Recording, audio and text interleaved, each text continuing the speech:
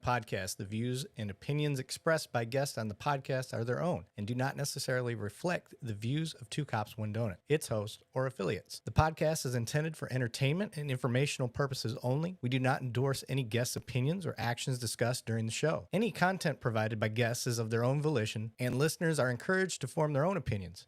Furthermore, some content is graphic and has harsh language. Viewer discretion advised and is intended for mature audiences. Two Cops, One Donut and its host do not accept any liability for statements or actions taken by guests. Thank you for listening.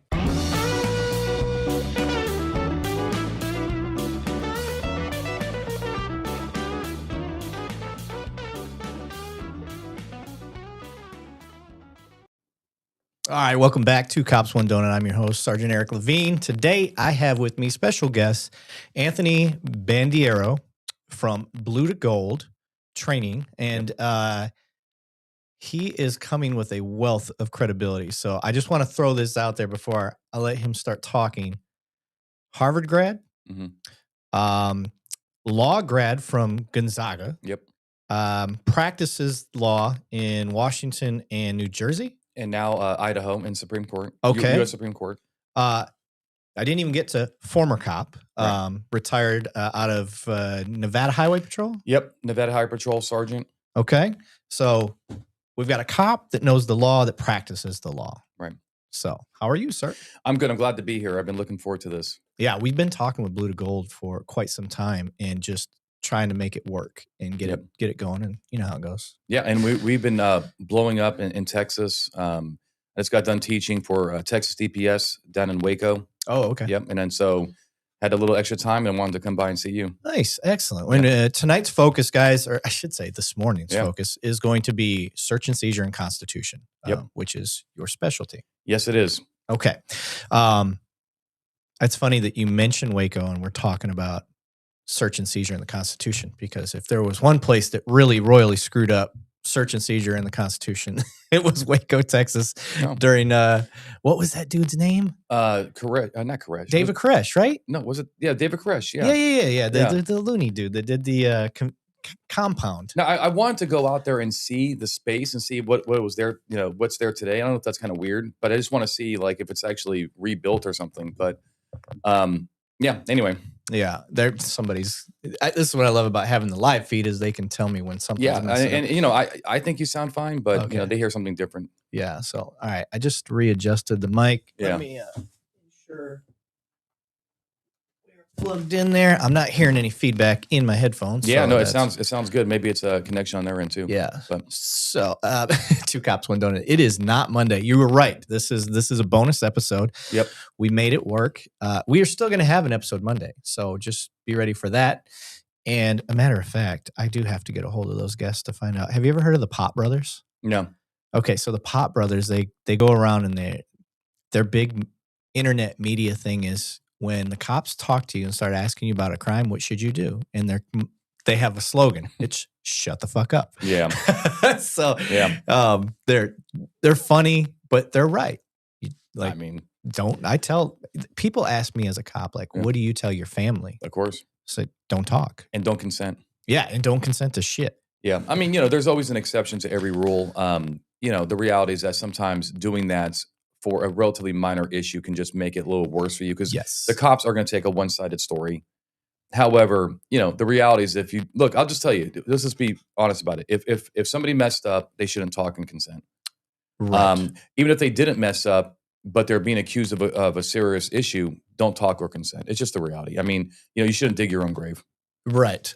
Sorry. I'm trying to see if there's a way I can adjust your name. I don't know if it's going to adjust everybody's name. Yeah, it looks like that's probably the right way to do it. Yeah. Let's see here. Oh, we gotta. That might be too late. Yeah, it might be. Well. That's okay. That's a compliment where I come from. Yeah. We could just do this and nobody has any names. Yeah, there we go. If you want to know the names, then you're just going to have to log on. This is part of the issue when you're doing a live stream and you're trying to do things. Yeah, and this is the second time I think you've done this? Yeah, this is only the second time. Yeah, all right. Exactly. So, but let's get to you, sir. First and foremost, give everybody a little history lesson on what led you to law enforcement. I want them to understand who you are as a person, how you came about to have a life of service, so to speak. and go into that. All right. So look, I'm born in New Jersey. That only matters because of my mannerisms. I'm an Italian kid. I put my hands all over the place. How I've not been, charged with battery is beyond me, right? Just smacking into people. But my family moved to Las Vegas, Nevada, very, very young. I was 6 months old. Raised in Las Vegas, very poor family. And that matters because I was a very poor but very good student. And that's what got me into Harvard. Oh. And I have a master's and a bachelor's from Harvard, which is really good. They actually gave me almost a free ride. And while I was there, and my family is a lot of law enforcement. My uncle, my grandfather, who recently passed away at 94, he NYPD. He was my father, right? My father wasn't around too much, and he had a big influence on my life and gave me a lot of moral character and so forth. And so when I was at Harvard, I was a reserve officer at night to a small town. And, that's back east. That's the Boston area. You don't do much as a reserve. They don't embrace reserves like the West Coast do because they see them as competition. So I did like traffic control, very minor things, no real police work. And then I went back to my hometown of Las Vegas. I was actually a lobbyist for a little bit. Oh. Yeah. And so I met my wife while lobbying, and I had to get a real job, health insurance and so forth. And so, because that was like a 1099. Yeah. And so I joined the Nevada DPS, and I spent most of my time in Las Vegas. I also worked for a smaller department, Elko, Nevada, which is like in the middle of nowhere, Nevada. And then afterwards, I was teaching search and seizure on the side. And your guests, one thing I like to know about me is that I'm an addict for search and seizure. I love it. I read it every single day. I love cases. I've always loved cases, and I would look around my department, and the sexiest guys on the block were the SWAT team guys, and the use of force guys, and they got all the love, and maybe they should, but nobody really wanted to do the search and seizure stuff. And I started doing it, and I started reading case law. I think, like, for whatever reason, I have a brain for it. Like, I really understand what the courts want. And I get, like, the Fourth Amendment only prohibits one type of search or seizure, and that's the unreasonable one. Well, what does that mean? And maybe we can get into that because I actually have a way to teach it. Okay. But the point is, like, I really knew what they meant by unreasonable, not just like the good faith argument unreasonable, reasonable. I just knew what they were looking for. So, and I would predict these cases and predict these outcomes, and I'd read these cases, or somebody would give me a fact pattern and say, what do you think about this, Anthony? And I would say, well, I think this is what the courts are going to look for. This is very young in my game here, and I would almost always be right. And so I'm like, all right, I got a knack for this. And so I wrote a book called The Search and Seizure Survival Guide. It has been proven to be very, very popular. Tens and tens of thousands of these books are purchased, and so and I have one for every state as well, right? And yeah, there it is. Search and Seizure Guide. Yep. And it's on Amazon. It's also on Audible. It's on our Blue to Gold website. And for those listeners, if they're looking for the book, get it from bluetogold.com. It's the exact same price, includes free shipping, and you get some extra stuff with it. And you support Blue to Gold, and not support Bezos sending his girlfriend to the moon. Right. And so I wrote the book, and I was teaching search and seizure on a little bit of side hustle, right? Because I was with the patrol. I know what you mean. Yeah, exactly. I had a little side hustle. I had a moonlighting agreement, and I'm like, and I was getting these these departments signing up, and and I had just got lucky. People like, all right, you have no resume necessarily besides the fact I'm a cop.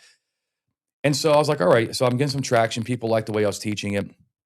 And then I realized that in order to be at the top of my game, right, especially with the feds, like the feds aren't going to invite a guy in that just worked at the higher patrol and has, a Harvard degree, fine, but it's not a law degree. So I'm like, all right, I got to go to law school. So I went to law school, and I graduated, at the top of my class. I really worked hard because I wanted to be here, right? Yeah. I didn't want to be in the courtroom. And for those who, I'm a member of the U.S. Supreme Court, but that's an accomplishment. I'm not arguing cases for the U.S. Supreme Court. I would love to. Maybe I have it because. Wait a minute. You're a member? Yeah. What does that mean? So that means I could argue a case before the U.S. Supreme Court. Oh. Yeah. How do you decide? Well, I don't. So first of all, I would have to have a client, and I would have to petition the court for cert, right? So, all these cases that go before. So once it's already gone through, it's already went through the appellates and all that stuff, Right. and gets up there, and they're like, all right, it qualifies to be seen, and then you can be like, I'll pick that case up. Is that how that works? Well, you would apply to the Supreme Court to take a case, and if they accepted it, you can be of counsel. You could be the theoretically, I could be the lawyer arguing a case before the U.S. Supreme Court. I have those qualifications. Okay. When I say qualifications, let's not hyperbole here, right? There's a lot of when you're at that level, like that is what you do, right? And so, but it's just kind of cool because my dream is I don't think I'm ever going to be tapped to be like, Anthony, you're going to argue this case before the U.S. Supreme Court. Those odds are very But you low. could be on the team. Correct. Yeah. And I want to be on the team. Yeah. I want to be on the team. There's a few cases. There's a few issues going on right now that I would love for people maybe listening to this podcast, maybe another lawyer saying, actually, I do have a drone case that's going for the U.S. Supreme Court. I do have a technology case, and a lot about technology and how that intersects with the Fourth Amendment. I would love to be tapped into those cases. Okay, let's go to the comment section. One of the cool parts about trying these live stream podcasts that we're doing here, especially the educational ones, is we get to have incoming questions live while they're hearing this stuff, or comments, and some of them actually, are really good. Mike Cucumber is one of our regulars, I should say, and he'll give us as much shit as we give out sometimes to kind of hold us accountable. I like it. He said, just because the courts are looking at it or looking for it doesn't make it right. It should be what the Constitution is looking for. What do you say to that? Well, I say, if you know what that is, then you are better than me. I mean, in other words, if you're saying you know exactly what the Constitution is looking for, then you are the smartest guy in the room. Yeah, because people will argue. I mean, look at Second Amendment. Don't even get me started about the Second Amendment. Easiest thing in the world. To me, it looks like it's black and white. Totally. I think I went to 7-Eleven today and got a coffee. I believe that Glock switches should be sold at 7-Eleven. I'm just saying, according to the whole point, and you know this stuff better than me, but when I look at the Second Amendment, they didn't say, well, certain weapons. The whole point, the flavor behind it was so you can hold your government accountable. That was the main purpose. They were not looking. They didn't need to pass an amendment to tell people to have a right for self-defense. That was a given. Okay, in America. Okay, everybody had muskets and so forth. It was because they were worried about having another king, right? Yep. But the point is it's easy to say, well, just comply with the Constitution. And I agree with that. Of course, I'm trying to. But what does that mean? I like to say, the Fourth Amendment has 54 words. And those 54 words, at the end of the day, are pretty ambiguous. It only prohibits one type of search or seizure. And I like to make a joke in my class. I'll say, who in the class is a follower, a connoisseur of colonial history, right? Who at least likes to listen about George Washington, Thomas, and so forth. And they're like, yeah, some people, like I kind of listen to those podcasts. And I said, me too. And I said, but I'll tell you, I've studied the Founding Fathers extensively, and they are the most lazy people I've ever studied, because they put these 54 words down a piece of parchment, and they had I'm like, Alex, you're telling me that James Madison, who wrote the Fourth Amendment, you're telling me he couldn't have taken 10 extra minutes to put in there the Carroll Doctrine? Right. The border search exception? Yeah. Anything about hot pursuit? Anything about drones? So the point is, these guys, I like to say, they just want to get out of Philadelphia. They were done with the convention, and they didn't want to go to the club. They want to go to the pub. And it's the same thing with the Second Amendment. I'm like, you telling me that James Madison couldn't have wrote anything about the AR-15? Right. So, it's easy to say just comply with the Constitution, but very smart people fight over every single day about what those words mean, right? A great example is the people, who, the right of the people to be secure, right? Well, who are the people? Because right now, the U.S. Supreme Court has held that anybody pretty much with any connection to the United States inside the interior is protected by the Fourth Amendment. Well, what about the Second Amendment? It says the same thing, the right of the people, right? Yeah. But they say that people here illegally don't have gun rights, which is the right answer. But why do they have Fourth Amendment rights? I'm just saying, like, you know what I'm saying? Like, it's a different people. Yeah. And, quite frankly, I'm not sure, like, if I was the justice, I don't think the Fourth Amendment fully applies to people here illegally, okay? That's a federal law. What does the federal law say? I think the Congress has more latitude. However, the Supreme Court has already made that decision. It applies to everybody with some connection in the interior of the United States. So, in other words, you never heard of Sicario? Yes. I'm like, if you're in the holding pen of the Border Patrol, you don't really got Fourth Amendment rights. You know what I mean? Right. You're out of here. You're in limbo. Yeah. But you make it past that point and you make it to the interior, then you get stopped by a guy like you. You got full Fourth Amendment rights. And I'm not saying we shouldn't act like that. I'm not saying that that's not the way to do business. But the point is, we can fight over what that means. So when people try to make it sound simpler than it is, I wish it was more simple. But the founding fathers are lazy. They put 54 words down, and now we have to fight over it. That's such a unique way. I've never heard it put that way. Yeah, and I never understood, or I never knew that argument for the Second Amendment. Yeah. You don't get it if you're not a citizen, but you get Fourth Amendment rights if you're not. And it's actually one of the only amendments. The Second Amendment is the only amendment that the courts have said does not apply to illegal aliens. Oh. But yet the First Amendment does, the Fourth Amendment does, the Fifth Amendment does. They all apply except that one. Weird. It is weird. Okay. All right. Going to the comments here.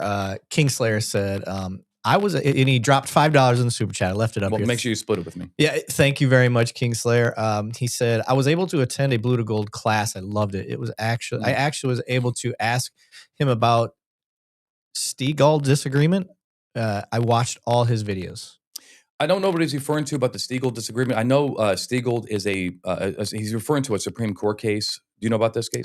Not off the top of my head. It's the one that says that if you have an arrest warrant for a person, you cannot go to a third party home and make that arrest, right? Right. That's that rule, right? But you could go to the first party. You could go to their domicile and enter that home with the arrest warrant to effectuate that arrest. Okay, so we have this debate quite regularly. My understanding from a law enforcement perspective is I have to have something that I can articulate that person is in that home. That's correct. You have to have a reason to believe they're currently present. But the standard is very, very low on that. So the way I teach it is you need three things to enter a home with an arrest warrant. You need a valid arrest warrant. You should make sure that the thing hasn't been pulled. The second thing is you need probable cause that is their domicile. Now that is, for my smart people watching out there, they'll say, well, Anthony, in the Fourth Circuit, we only require reasonable suspicion that's their home. Well, I'm going to, if that's the way you want to operate, fine. Yeah. But that's not really good business. I mean, why should we be kicking a guy's door in over reasonable suspicion that they live there? I teach that the Supreme Court really wants probable cause, and that just makes sense. But I do teach that you only need reasonable suspicion that they are currently present. Okay. Except the Ninth Circuit. The Ninth Circuit wants probable cause in that too. But the point is that that's very easy. The car's in the driveway. You know that they work day hours. They work a day. They have a day. They work at McDonald's during day. It's their mailing address. It's their mailing address. Yeah. They updated their license 2 months ago. Yeah, I checked their social media page, and 2 days ago they were out front of the house. And they should be home though, right? Exactly. Yeah. And you see the lights on and so forth. So then you can make a forced entry. Now, some states have more particular or more specific restrictions, like Texas. You cannot make a forced entry with that warrant unless it's search warrant. It's a felony. Okay. Yeah. No, we can't do it with a misdemeanor. Yeah. Nevada, you can't kick a person's door in or force your way in, with a misdemeanor at night unless you have nighttime service. So you shouldn't be doing a misdemeanor arrest warrant at night anyway. Well, I'll tell you though. Okay, you're absolutely correct. But I'll just But what about the guy who is causing a disturbance in a neighborhood or whatever? You find out he also has a misdemeanor warrant. You don't really have agency to enter his home, but he answers the door, and he's like, "You ain't coming in my house," and he's causing neighborhood issues, whatever. And you have this misdemeanor warrant. It'd be nice just to grab him out, yeah, and be like, you know what, you're going. At least subject of convenience. I get that. Yeah. Just but as far as kicking doors in, no. Yeah, I'm not gonna go. All right, boys, let's get the team together. We're gonna. I'm not doing that for a misdemeanor. Going back over to the comments, I know these guys are gonna be going crazy today, especially having you on. The Don Dunpeel said, unfortunately, we see too many officers who try and build a case without the most important tool, which is active listening. Renee Harden, I love donuts, but only the fat-free ones. They don't exist. No, they're called bagel. Well, bagel's not fat-free. That's a donut. Okay. That's a healthy donut, though. Yeah. That's healthier. We disagree on what a donut is then, sir. Mm-hmm. Steve Wallace in the house. What's up? Mike Cucumber said, I am the smartest guy in the world. What is your take on flock cameras tracking people? That is actually a very modern question and is going through the shit right now. Well, in Seattle, you mean? Or in Washington? Yeah. So here's my opinion on flock cameras. They do not implicate the Fourth Amendment at this point. And the reason why is that there are two searches under the Fourth Amendment, right? There's right of privacy and there's trespass. Right. Sorry, I'm just adjusting the mic cables. That's fine. So the trespass does not this trespass argument, which is U.S. versus Jones, 2012, that does not apply to flock cameras because they're not conducting any trespass. You have to have a physical trespass in order to implicate that search. Now, they could arguably implicate a reasonable expectation of privacy, right? And that case is Katz. That's K-A-T-Z. That's U.S. Supreme Court, 1967. The problem is that, for the people who are saying that these are searches under the Fourth Amendment, is that you would have to, the cameras would have to be so intrusive that they are really giving government information that you just have a high level, a reasonable expectation of privacy. I don't think that's really, we're not there yet. Okay. There are a lot of flock cameras. They definitely can give you, they can share lifestyle and what time you go to work and, maybe what area of the neighborhood you're in. And it's just not there yet. I mean, it's just not there yet. Okay. There's way more intrusive things that the government does, that the courts have found that is not an expectation of privacy. So, but I will say this, okay, that one day there will be a time that. Sorry. Yep. Go ahead. Yeah. There will be a time. There will be a time when the fusion centers, these crime centers and so forth, will have so many cameras feeding into it, whether it is, flock, whether it's also the Nest cameras, or the Ring cameras, I should say, the cameras, the security cameras from private businesses, and these are all combined into this master feed. Yeah. That you will basically be able to track people from their door to other people's houses, and it almost would be like a virtual GPS. Really? Yes, absolutely. I mean, we have the technology now. Right. Right. It's just that it's not really used to that degree on a wide scale. When that occurs, when we have that kind of level of surveillance, or at least close to that, that's when I think you have a viable argument that the flock cameras and flock will just be part of the mesh. Yeah.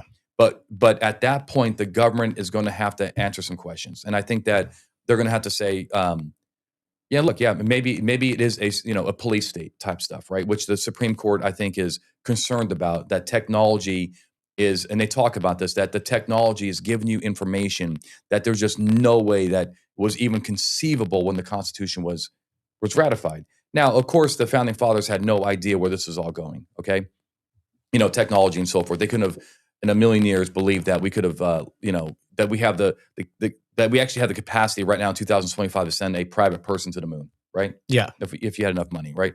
So, but it's just that, and what happened in Washington with the flock camera, the Freedom of Information Act stuff, that's just, to me, an agency kind of caving on it, right? They're just saying, look, we don't want to have that battle. But also remember that Washington is one of the most restrictive states in the union, as far as they have a very deep-seated expectation of privacy in their constitution. So their protections are much higher than the Fourth Amendment. So you got to be careful with seeing stuff coming out of Washington and saying that must apply to Texas, because Texas does not have the same robust mentality on privacy. Right. Okay. Yeah. Fair enough. I think that was a very well thought out question. This is somebody from your page. I'm going back through trying to catch up on the. If they're from my page, they're probably hating on me. Yeah. I get more sovereign citizens. Oh, really? Oh, yeah. Oh, those, we should talk about sovereign citizens. They beat me up in the chats, which is. Oh yeah, tumbling diarrhea. I hope you never speak in front of the Supreme Court. I take that back. I hope you do, because you definitely blow it for your side. Wait, what did he say? He said, because you'll definitely blow it for your side. Oh man, I didn't know you got the haters over in here. Yeah, they. But look, at the end of the day, I'm here to share information. I really don't have any I definitely don't have any hate on them at all. Like, I'm just, and I'm actually glad. Well, you're getting love too. So. I'm getting some love. Good. Yeah. There you go. Yeah. But I do. I like the fact that they are they're also, considering the Constitution. They're trying to have these arguments because, I do think that cops mess up, and I'm the first one to call it out. Gotcha. Just going to the comments here. Please give me an update on the audio too. Can you see this cable here? Just push inward towards you.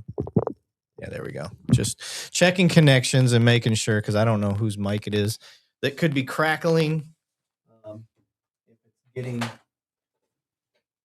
If it's getting feedback from any of our devices here.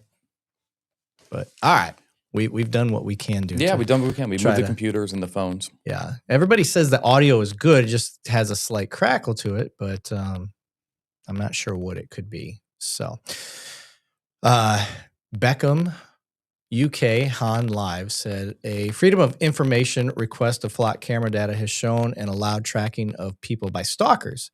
I've proven this with a FOIA in Indiana a month ago. So privacy violations, yes. So what's the question there? I don't know that it's a question as much as a statement that they think that it's a privacy violation because it has allowed stalkers to find people. Well, that's a law issue. That's not a constitutional issue. Okay, if the government is giving out, location information for people's plates, they shouldn't be doing that. That's passed a law that says that your FOIA does not include other people's plates, right? I mean, it's the same thing with body worn cameras, right? We, really, the person you should have restrictions on. I got to be careful here because you got freedom of the press, but it's like if I call the police to my house because of a neighbor dispute, and they're, of course, the body cam is rolling, and I bring them into my house. I really don't want members of the public to request that video and see inside my house. I really don't. I think it's a safety issue. I don't want them scoping up my house and seeing nice stuff they can steal.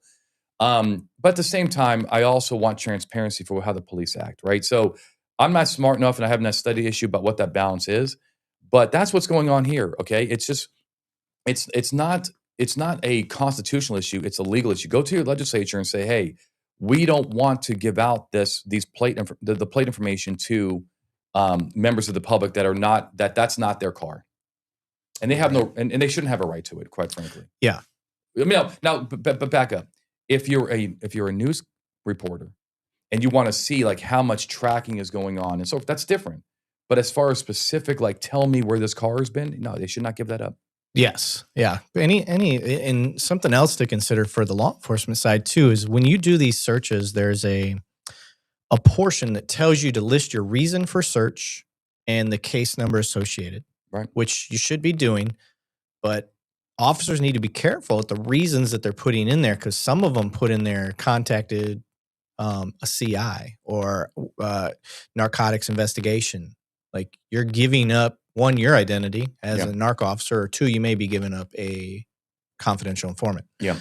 Which is also dangerous. So you don't want to make those mistakes either. I like what Mike says though. He says just because I disagree with you doesn't mean I don't like you. Actually, that's a good comment because I feel the same way that like if somebody's on my channel and they disagree with me, but I think they respect me to a degree. Otherwise, if they thought I was a Looney Tune, they probably would just keep going. And I think I respect because I like that discussion and so forth. Yeah. Kingslayer said, I also don't want to be stalked by the police through flock camera tracking. Yeah, but it's not stalking though. I mean, it's, at the end of the day, if you're going to go through an intersection or you're going to go on the highway and go east on 80, it's not stalking to know that you went east on 80. It's just not. If that's the definition of stalking, then we all have been stalking, right? I mean, I'm just saying like that's what's the definition of stalking is a criminal intent. And just knowing that a car has done, quick trips back and forth to LA is not stalking. Yeah. And that's another thing that I find a lot of the arguments I see in the chats is they don't know. I'm checking right now, Anthony. Different Anthony. Mm-hmm. They don't know the culpable mindsets of that people need to have for intent on crimes. That's right. So, I mean, okay, you talked about, if a detective, right, in an undercover car follows a suspect for 8 hours straight, right, and is looking to see where this person is going. Are they going to the cannabis shops? Are they doing this? Are they doing that? Are they going to known drug houses? Is that detective stalking? Of course not. If it was, then then cops are committing crimes every single day. Stalking has a criminal intent. Right. And that's, I'm just, so it's important to realize, have that perspective. I don't, I agree as a constitutional attorney that I don't want my government surveilling me. And, I would be, I would tell you that I would be a little unsettled if I found out that my government put a poll camera pointed at my front door for 18 months straight, like they did in a case out of Illinois. And I do think that has constitutional dimensions, right? Yeah. But if they put it up there for 2 weeks, probably not. Yeah. Just going over to the chat, says as long as law enforcement isn't facing better accountability, flock is a very bad idea. Right now, cops can do what they want, and if they get caught, most of the time department change is he cut it in half here. Yeah. Kind of get the idea though is just the accountability stuff. Yeah. And I believe in accountability too. I mean, during the COVID pandemic, there were agencies that were using drones, and they were using it for thermal imaging. They were talking about, and one of the Dragonfly was the company that adapted their drones to actually read people's temperatures. And they were also using them to count, to measure distance between people. Wow. And then they had the PA system on there, and it said that they were there was a back east agency that wanted to use these, and if the drone measured that you were within 6 feet of each other, this is in public, it would over the PA say separate. Can you imagine living in that town? No. Oh, and miserable. So is that a constitutional issue? Probably reading the body heat is probably constitutional, right? Because it's something that you can't see with plain view. But measuring people is not. But yes, but that's mission creep. That is creepy. Yeah. And I think that if the message here is that agencies need to be respectful and also have a balance here with technology, then we're 100% agree. Yep. Looking at the comments, Kingslayer said, yes, that detective is stalking. He intended to do actions. He's just legally allowed to stalk you. Well, then by your own definition, it's not stalking because it's legal. It's not stalking because there's no criminal intent. Yeah. To catch a criminal, maybe the intent. Yeah. I mean, but it's not a criminal intent. Right. It's no mens rea. Mike Cucumber said, I filed a complaint against my sheriff's department and had sheriffs stationed outside my neighborhood and workplace the following week when that never happened before. Coincidence? ? Yeah. I mean, look, I've seen stuff like that happen, and if it's true, then if they're doing that for intimidation, then that's, obviously not professional. Right.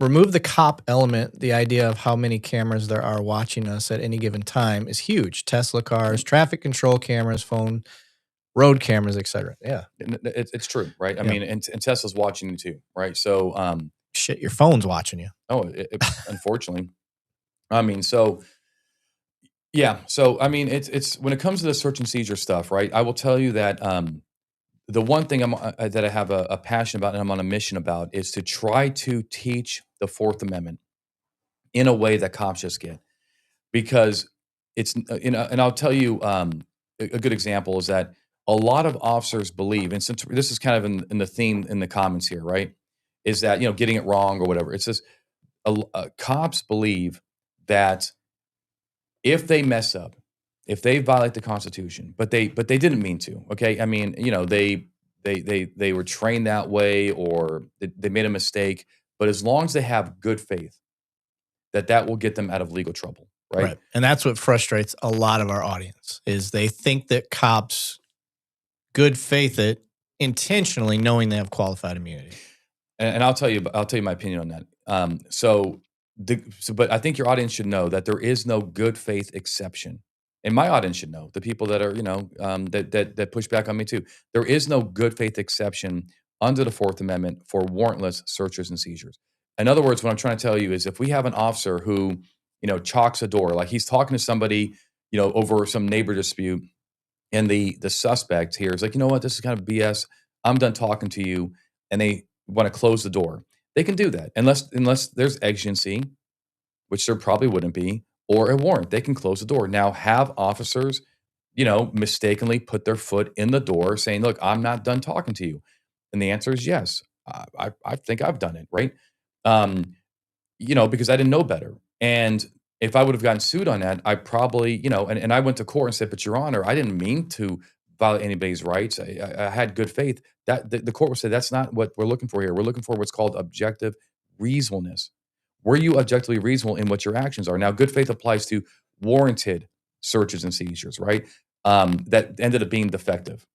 So I think the audience needs to know that the courts do have that mechanism. Now, qualified immunity, okay, we can definitely have a discussion about that, because qualified immunity is 100% legit in the sense of it makes sense. Okay, I think it's broken. it is broken. Well, I'll tell you. We'll see if we agree on why it's broken. I'll tell you why I think it's broken. But the idea though is that when you have a debatable issue and there is no cases or statute to tell the cops what to do, and they end up picking the wrong side of the equation, should the taxpayers really be on the hook for that? Like when even the judges weren't sure what the law is. Right. Okay. And so the probably a great example is the GPS tracker. So there before Jones, this is that 2012 case. Before Jones, there were courts out there that held that putting a GPS tracker on a vehicle is a search under the Fourth Amendment, and it was a search under trespass. You still trying to fix the Yeah. I got one more idea. Okay. You want me to keep talking? Yeah, keep talking. So, but courts went back and forth. A lot of courts said it wasn't a search because there's no privacy and so forth. And so, but then then the Supreme Court says, look, it is a search. Those cops there were many or circuits and so forth, a few at least, that did not know they didn't decide on it, right? Right. So the cop is going to have to make a decision about whether or not is this court right about it, or is this court right? My courts haven't told me what to do. And then the Supreme Court ultimately held that it was a search. Let's say that they did put the tracker on the car. Should they really? I mean, they're just trying to figure out what the answer is. I mean, even judges are confused by it. And that's what qualified immunity is good for. Now, where it's broken, I will tell you where it's broken. And I don't know if your opinion is going to be this, but the part I don't like about it is that you have a court that says, you know what? The Constitution was violated. You shouldn't have done it. But because it wasn't clearly established. Yes. We already agree. Yep. You walk. You don't pay this person a dime. So I call that the one free bite of the apple problem. So you got this, and what I really don't like is, and I think it's unfair, is that you have this attorney who is suing the police, okay? And he's like, you violated the Constitution. And the court says, you are correct. And then the court says, but because you are blazing this trail that has never been blazed before, because you blaze this trail and it's never been clearly established, you don't get one dime. Period. Get out of here. You don't get one dime because of qualified immunity. But the next guy behind you gets paid. That's crazy. That's wrong. It's wrong. Yeah. That part is wrong. I mean, yeah. It's so maybe the compromise is, some nominal damages here. Like, okay, attorney, you did prove to the court on behalf of your client that the Constitution was violated. You should get something for that. You should get rewarded for your hard work, because it is hard. And remember, when a attorney, wins these cases, they're going up to an appellate level, whether it's a circuit level, a Supreme Court, the U.S. Supreme Court. It's a lot of hard work. And then they get hit with no qualified immunity. So they leave out of all those, sometimes thousands of hours of legal work, they get nothing. That's not right. Yeah. And then, okay, so another thing that again, guys, I'm not a lawyer, so luckily we have one and knows his shit. Another part that people, I don't know if they don't understand, or because of the, no previous cases that match it, but one of the things that people understand, they're like, get rid of qualified immunity. I'm like, listen, if a cop actually screws up criminally, yeah, and the judge says, yeah, you behaved criminally, you lose qualified immunity. you have criminal charges. Right. Yeah. So in that, you don't have QI anymore, correct? That's not true. That's not true? No, because there was, you know, I don't look. These are controversial in the sense of oh my, because even I think they're unfair. But there was a cop in California who stole money, and so not only did he get charged, but they also sued, and it was a complicated case. But he got qualified immunity. He says that the court said it wasn't clearly established that under these facts he couldn't take the money, or it wasn't like a constitutional deprivation or something. Like that. Yeah, it was kind of stupid. But look, but when you have criminal charges, usually you do have a deprivation of the Constitution. I'm just saying, you ask the question, is that true? You can actually have criminal acts and you can have qualified immunity. Okay. But it is rare. Okay. It is rare. But that's one of the ways QI gets taken away. Possible. For sure. Well, it's one of the ways you don't have, it's not taken. It's one way you don't have QI because committing criminal, like battering somebody, right? That's probably the best example. Is that when a cop engages in street justice and so forth, that's obviously not only is that battery, but oppression of the color of law, all these violations, but also it's clearly established that you can't thump on people without reason, without a use of force, Graham versus Connor analogy, right? So you're gonna have a cop that goes to jail, hopefully, if they committed a crime or get charged and convicted, and you're gonna have an agency that pays money. Okay. Which is the right answer. Okay. Which is the right answer. The Don Dunpeel said, I understand why qualified immunity was established to protect officers against frivolous lawsuits. It seems to me that officers are actually earning the lawsuits. They do. They do earn some lawsuits. I mean, look, I mean, I show these videos in my class. I show videos of officers violating clear law, and these are cases that have not even been decided yet. Yeah. But I'm showing these cops these videos. I'm like, hey, look, do you think this cop did the right thing? We had a cop in California. He was responding to a fireworks complaint.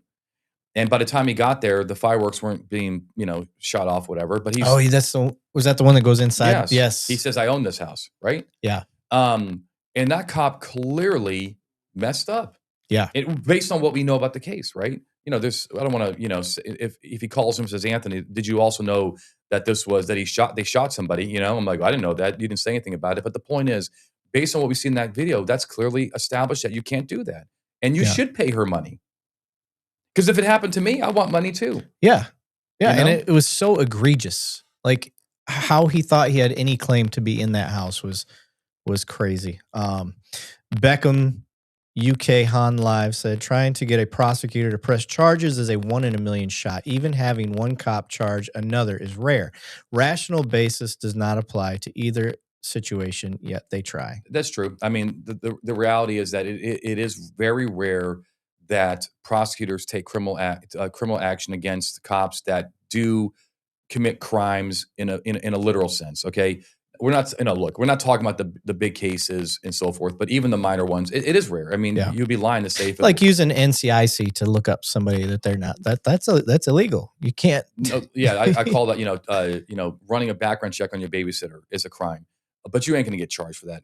And one of the reasons why all prosecutors have discretion, police have discretion, and part of that discretion, there's often like bullet points that just kind of consider. And one of the things is, has this issue been resolved with another way?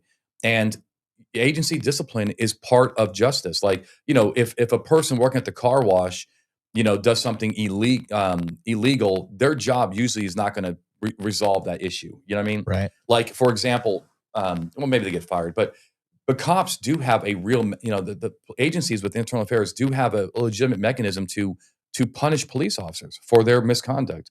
And so that's just part of it, or they get fired and maybe that's, teaches them a lesson and so forth. But no, it's true. One of the problems with hiring of police in general is these cops that get fired, we have no national registry with law enforcement. And I'm of the opinion we should have one.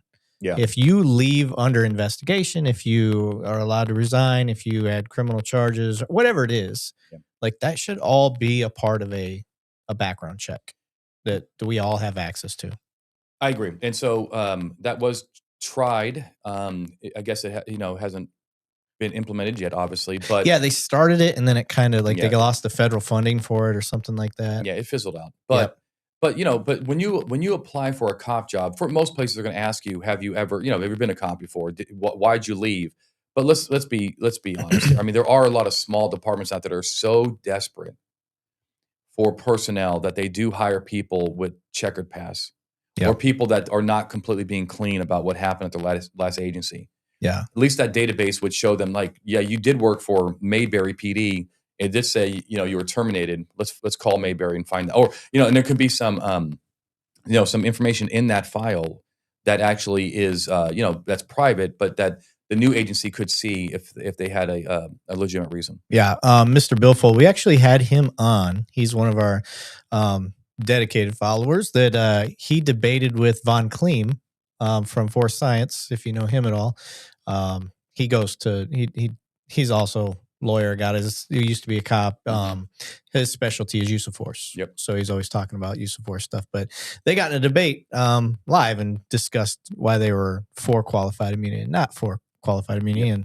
And to the point that you and I just agreed on, I think he logged in just a little late, but Mr. Billfold, we just discussed that this is the same thing we don't like about qualified immunity is the minute factual difference to destroy the clearly established nature of violations. Oh, he was kneeling, not prone, different fact scenario, not clearly established.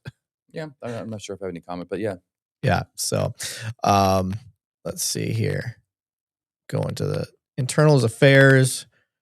If read some IA reports and compared the video with the report, 90% of the time, I thought I watched another video. Yeah, that's okay. Let's talk about that. I think your audience, especially the non-police officers, need to appreciate this. That is absolutely true. That is absolutely true. The vast majority of complaints by the public are absolutely embellished. Some are outright frivolous. Okay, these quote unquote victims of police brutality, misconduct, and so forth, absolutely for the majority are lying. Okay. I'm not saying that the event did not occur to some degree. Yeah, they were stopped by the police, but the language that they're saying that the cops are using or the way that they were treated, it's the vast majority there's just embellishments in there. The body worn camera has absolutely fixed a lot of this issue, but how many times? I mean, you've been around for a minute, especially before let's say in-car cameras. That's what I had in my day, right? Yeah. And I would tell this complainant, hey, look, I'm listening to you and obviously making some serious allegations, but I do want you also to know that there is an in-car camera. And so, the trooper's mic'd up. We're going to be able to hear what he says and we're going to be able to see what he does. Is his video and audio going to be consistent with your accusations? And if not, do you want to edit and, update your complaint? And a lot of times they will do it. Sometimes they won't, but when you watch that video, it's almost always different. Yeah. Yep. Absolutely. I've noticed as a supervisor in the field, I would, kind of try to squash some complaints before they get started. I'm like, now listen, I've got the technologies to this point now. I can go watch this body cam footage right now. Yep. Like I don't need to wait. So I'm going to go watch this. Before I do, just know that you're about to, basically sign a sworn statement. Yeah. And that's a crime if you're lying. Yeah. If we can prove that you committed perjury and so forth. Yes. And every time I'm like, so what do you want to happen? And they don't want nothing to happen. So, Mr. Billfold said, why is it never discussed that the Supreme Court ignored the notwithstanding clause that was originally in the U.S. Code in 1983? I actually don't know what he's talking about. If you want to put something more in there, and I teach 1983, but that particular, I'm not sure what the notwithstanding is referring to. Okay, without seeing it. I have no clue. Yep. I'm sure he's brought it up on here before, but I don't have the memory. I have a memory of a goldfish, so it doesn't help me. But Anthony, what about cops that embellish and the video shows something completely different? We have a mechanism for that. The cops get in trouble for that. I mean, that's if that happens, the cops are held accountable. I mean, it's very rare that we have a cop who's caught lying who's not held accountable. It does. I mean, look, there's always exceptions to every rule. And if you want to talk about misconduct, let's talk about doctors. Okay, how many people are dying at the hands of malpractice? Okay, so I mean, the number I heard last time, and I'm I don't hold me to it, but it's like 600,000 people are dying a year where there is some connection to malpractice. Okay, so yes, I'm not here, saying that the cops are perfect, but the profession of policing is absolutely, without a doubt, the most accountable profession on earth. No profession holds their people as accountable than police officers. Nope, and I'm telling you, doctors don't, lawyers don't. My state bar, we have I've seen it personally where lawyers are, you know, uh, embezzling funds and this and that, and they, and they act they have you know some unprofessional allegations and so forth. And yeah, they get held kind of accountable, but it's not really very aggressive. Police departments, for the most part, are very aggressive with their IA programs and holding people accountable. Now, can they do a better job? Of course. But think about, just tell me a profession that is like they have their own full-time IA guys investigating their own people and holding them accountable as much as law enforcement. I think what the follow-up to that statement's going to be from some of the people in the crowd is they're not seeing that accountability. Where is that accountability? And I think it's something I've tried to bring up on here, that like just my one department alone that I'm at, every year that I've been there, it's been multiple people, but at least one person has been fired, charged every single year that I've been there. But that doesn't mean anything if it's not a common thing. And it's also transparent. So that's probably one of the issues, is that because somebody mentioned that earlier, they talked about how internal affairs or a person's personal record should be public record. And to a degree, that's true. I think sustained findings and stuff like that. I think that the public absolutely deserves to know. But there's a lot of stuff in there that probably is, it's not sustained. Or how about, what's good for the goose is good for the gander. Or do we think that other public, all public employees, just because you make an accusation against a public employee, that I should be able to go online and see all those accusations? What about cops going through a messy divorce? And there's a lot of accusations in there, but they're not true, right? Yeah. And so, I don't think that. I think when I will say this, and just kind of go off script here, and just like a squirrel brain.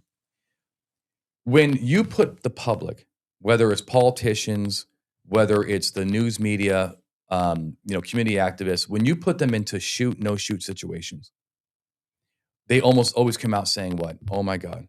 I had no idea. I had no idea. I had no idea how to do your job, right? I didn't realize it was so stressful. They almost always do that. In fact, I'm a big proponent of putting those people into those use of force scenarios. It's kind of like this, okay? Yes, I believe in transparency. Trust me, I'm the first one, but be like, just realize that it's not all black and white. I mean, when you have a civilized society, but also as we get smarter and smarter, we have to realize that you can also victimize good police officers by just having a blanket statement. Everything should be transparent, and it's a lot of it is not really worthy of telling the public. It's private. It's just a personal employer thing. But the sustained misconducts and so forth should be transparent for sure. Kingslayer said, how many cops who've illegally entered someone's home have been charged with breaking and entering? I'm not aware of any. Usually what happens in those cases is it's going to be the use of forces, right? It's not going to be the actual entry, right? But it's going to be the use of force. But look, I got to tell you, I don't know if it's actually a burglary in a lot of these cases, because again, where's the intent? Right. If I'm going in there, let's just say, first of all, let's say illegally, right? Let's just say that illegally under the Constitution and so forth. But let's just say that I go to a house and it is a verbal dispute between the husband and wife, and the wife calls up and says, "Hey, my husband's getting out of control. He's been drinking like a fish, and can you guys just get over here and help me out over here? I gotta get him out." And okay, that's our allegation. There's no indication of battery and so forth, right? And he answers the door, will not let the cops in, and the cops just pushed away in. Okay. Yeah. Probably not correct with those bare facts, right? Now, according to some of the viewers, he should go to jail for burglary. He should go to jail for home invasion. The cop. Yeah. That's not the answer. Okay. The cop did not have criminal intent. He was not looking to steal anything. He was not looking to hurt anybody. He just wanted to help somebody. The way you handle that is with civil rights lawsuits. The way you handle that is with complaints and having a robust IA that does hold their people accountable. You retrain them. Okay, that's what I do. That's what I do for a living. I mean, I not only do I train people to try to not make these mistakes, but if they do make a mistake, bring me in and let me retrain this officer so they know that the rules of engagement. Right. And that's these are common questions that come up repeatedly that I can only do my little cop-splain the best I know how. But I try to explain, you got to have the intent. The intent needs to be there for something criminal. And they're not meeting those elements. The other one, like when you arrest the wrong person, or they'll say, well, that's kidnapped. They're kidnapping him now because they didn't have a right to make the contact in the first place. Okay, so fruit of the poisonous tree, I get all that. Yeah, the stop was unjustified, whatever. Yep. But it's still not kidnapping because they put you in cuffs and he believes he has the right to arrest you.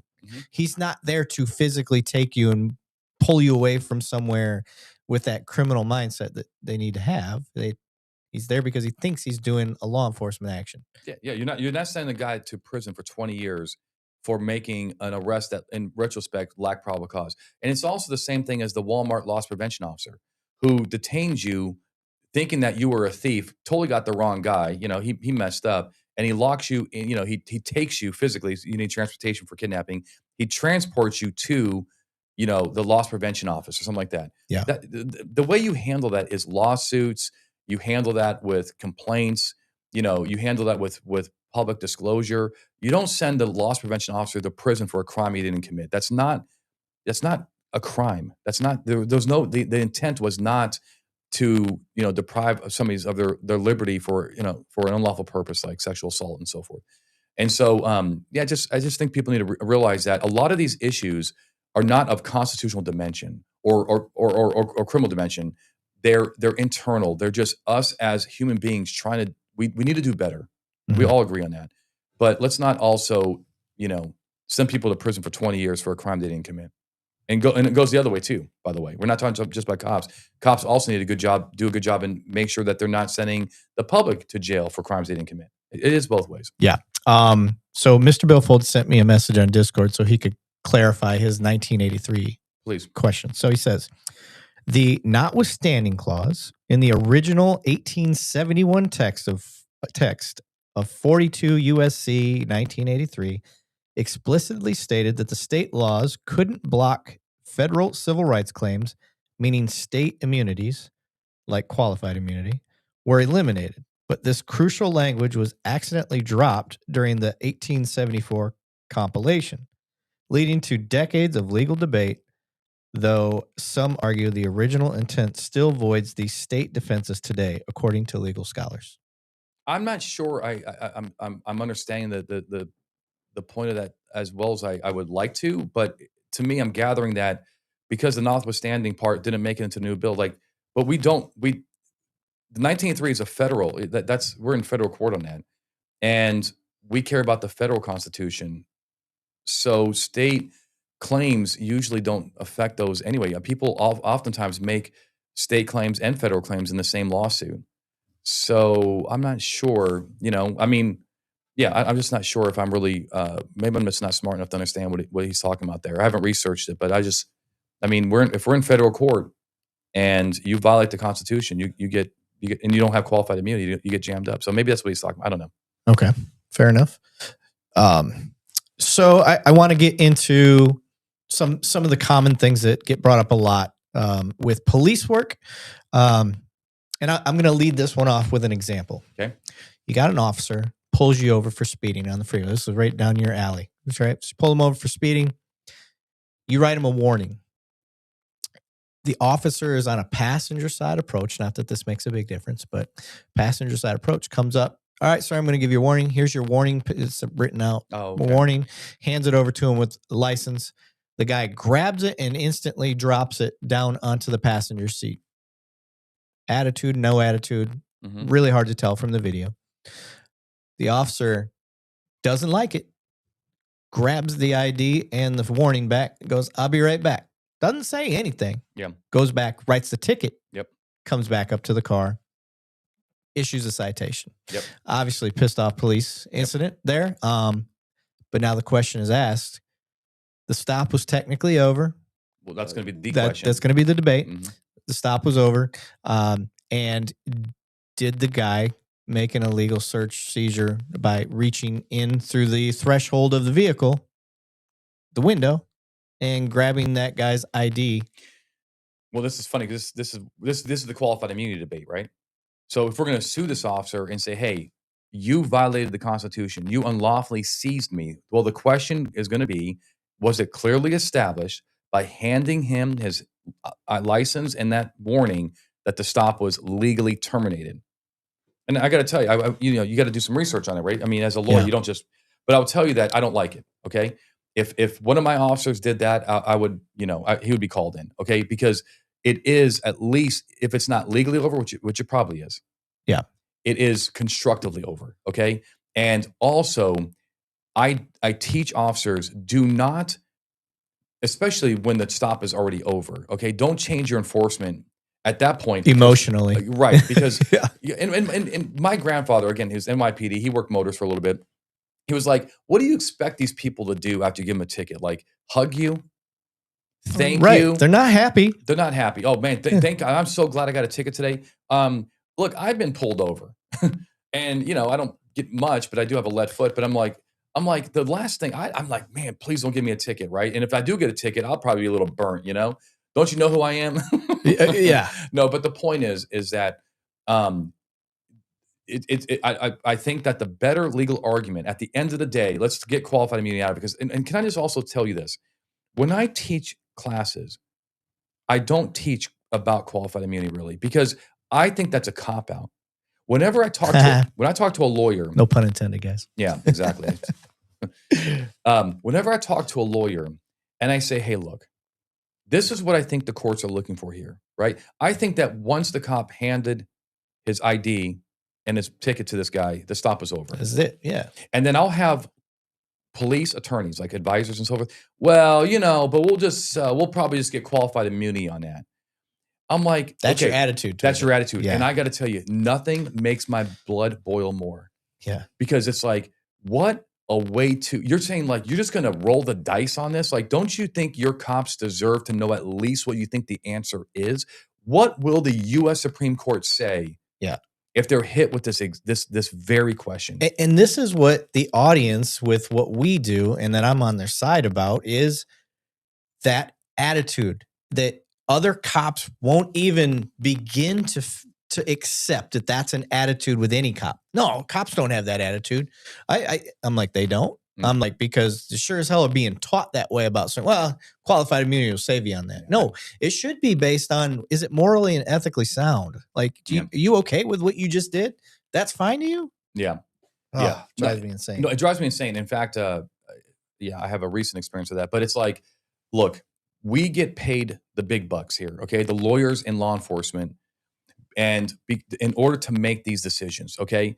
Now, look, if there have been some lawyers that I've not worked with, but know of, that have made the wrong decision, and I wish I try to fix them before. I'm like, look, I think you're going to lose this. Why are you arguing this? Like, why not just capitulate? Yeah. Just pay this person money and get it over with, okay? But they don't want to, because they have a culture of, but it's like, and there's times to fight. Right. But there's times when just be like, you know what? I think my cop messed up. Even though it might be qualified immunity, just pay the plaintiff some money. If this happened to you, you'd be probably thinking your rights are violated too. But I don't like it as a cop out. So it's a cop out. I don't like it. Just give just acknowledge when the people's rights have been violated. Somebody's talking about the Texas the Kansas two-step.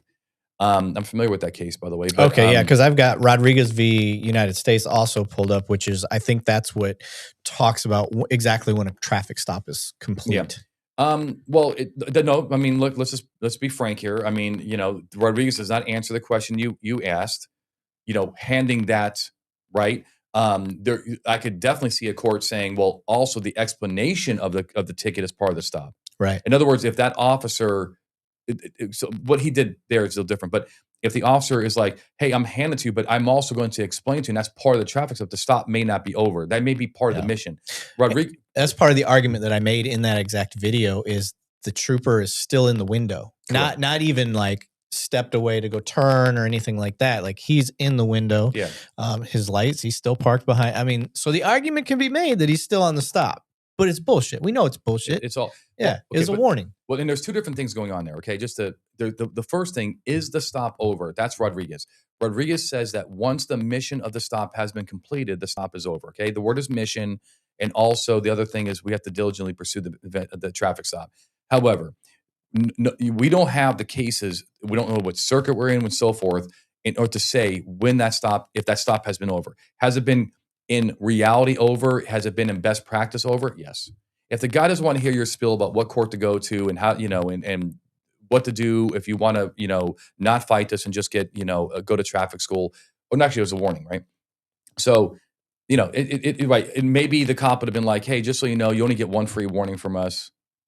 Okay, fine. We can debate that.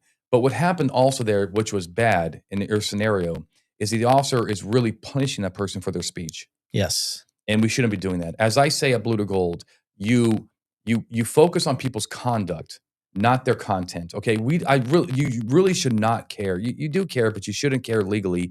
You're a human. Of course, we care because I have feelings too, right? Yeah. I know I'm losing my hair, but the thing is, yes, it hurts. But I'm not going to change my opinion about what my enforcement action is on you, because the thing is, one of the things that makes this country the best in the world is that we have a robust freedom of speech, and don't care about what people say. As George Thompson said in Verbal Judo, we have the last act. They have the last say. Let them say whatever they want. But as long as they're doing what we want, and, the guy took the ticket, he didn't throw it on the ground, like he's going to ignore it. We have the last act. Give him his ticket and kick him loose. Yeah, left it in his vehicle. Yeah, that's a pretty recent video that we shared that kind of blew up. So, and that was the debate. When was the stopover? What was it? And my personal opinion on it was this was an emotional based ticket, action, whatever you want to call it, and that us cops should not be making any decisions based on emotion. It should be the facts of the case. So it should not. Let's just give you an example. Okay. Maybe you find this interesting, but I was behind this car in Vegas, and it blew a yellow light. Okay. I mean, well, it tried to make the yellow, but it had a red. And so I pulled this guy over, a young man from California, and he starts giving me the riot act, right? Calling me a racist. Why you pull me over? You're targeting me. I didn't run the red light. And, I was kind of taken aback, right? Had you even said anything yet? Nothing. Yeah, nothing. of course. Doesn't even know me. And, and by the way, it was that night. I didn't even know his race, by the way. I just to add to the facts. But it wouldn't matter. But I didn't know either, right? So he gives me the riot act, and I go and I get his paperwork. He does what I want. Say what you want. Do what I say. And he gives me his paperwork. I go run him. He, maybe a couple minor run-ins with the law. Not a big deal. And I said, you know what? I'm going to go back up to this because, okay, I'll tell you that when I was behind him, I was going to give him a warning, okay? Because it was a violation, but it wasn't egregious, right? Yeah. So I just want to talk to him, make sure he's not drunk and so forth. He wasn't drunk. So I went back up to him. I said, sir, let me ask you a question. You don't know me. I don't know you. And, you said some pretty offensive stuff to me. So I said, why'd you give me the riot act? Like, why'd you just come off like, before I can even get a word out? He says, because, you guys are all the same. And he says, I'm from LA and I've been treated wrongly. And I said, what do you mean by treated wrongly? And he starts telling me some stories. And I said to him, if I said, look, I don't know if, I don't have the other side of the story, but I said, if you're telling me the truth, I would hate cops too. Yeah. And I meant every word of it. Yeah. Because he's telling me some bad experiences. Yeah. Racial profiling, being beat on and searched unlawfully. I said, I absolutely. I said, if you're telling me the truth, I would hate cops too. And I said, I said, before I pulled you over, I was going to give you a warning, and I'm still going to give you a warning because I really appreciate you telling me why you went off on me, and I just appreciate the candor. And so I let him go. And I was hoping that maybe that's because, I always treat people with respect. I'm a good talker. And I believe that part of being a professional is being nice to people. Yeah. Like Patrick Swayze in Roadhouse, right? Yeah. There's a time to take out to be not nice, and so the thing is that people have their reasons and so forth. So yeah, discretion. Mr. Billfold, I appreciate you putting that effort in on Discord. I'll have him take the time to read it and look into it deeper offline. I don't want to tie up our time reading into a big thing on that. But yeah, and then City versus Houston versus Hill. I don't really think that's an accurate statement, quite frankly. Houston Hill protects people's conduct as speech. That's not really the case. Is about freedom of speech, and you cannot get hit with disorderly conduct just because you are, yelling at the police and so forth. Right. Okay, but I mean, it's obviously it's right. Similar, but it's still speech. And that's something we've covered on here. Not the particular case law, but just in the spirit of this, catch-all crimes, disturbing the peace, disorderly conduct, stuff like that. Is you need to have a complaining party for one. You can't just, at least where I'm at, you can't just go and throw out you're disturbing the peace. How are you gonna articulate that when you and the cops are the only one out there? Yeah, there's an argument for that. I mean, and there's also an argument for the both. Yeah. But usually want a victim because how are you going to prove that case, right? I mean, you can't disturb a cop's peace. Is that necessarily true? Maybe not, but I get the point. Yeah, I get the point. Yeah, again, spirit. Yeah, but I do want people to know that people's conduct can be regulated even if they are engaged in freedom of speech, and that's why I just think that I want to be careful with the Houston versus Hill using that to kind of try to transform that into be like, oh, you can actually do what you want and just call it freedom of speech. I don't think that's what the person meant when they made that comment, but I want the users to know that police can take enforcement action on people's conduct, even if they're also engaged in a freedom of speech. We do it all the time, right? Yeah. If you have a protest downtown, but they're blocking traffic, throwing Molotov cocktails, flipping over cars, and while they're at the same time saying F the police, the F the police part is protected. Right. But not the Molotov. Yeah. This is actually some good questions coming up here. I was hoping we'd get into. Mr. Billfold said that the biggest issue that he has with the traffic stop is, in fact, a seizure under the Fourth Amendment, but not treated as such. Well, it is a seizure under Brendan. Yeah, it's absolutely a seizure. Who's not treating it as a seizure? As soon as I turn my red and blues on and you start pulling over, it's a seizure. Well, I'm glad you said that. At the point you pull over. Yeah. So, we know that if you don't pull over, it's not a seizure. But no, it's absolutely a seizure, and it's California versus Brendan. Yeah, and then so this is what I wanted to get into with you.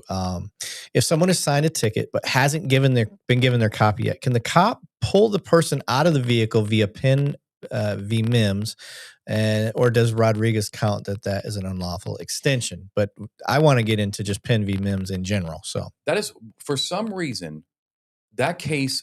MIMS is the hot topic lately. It's abused. I think it's abused.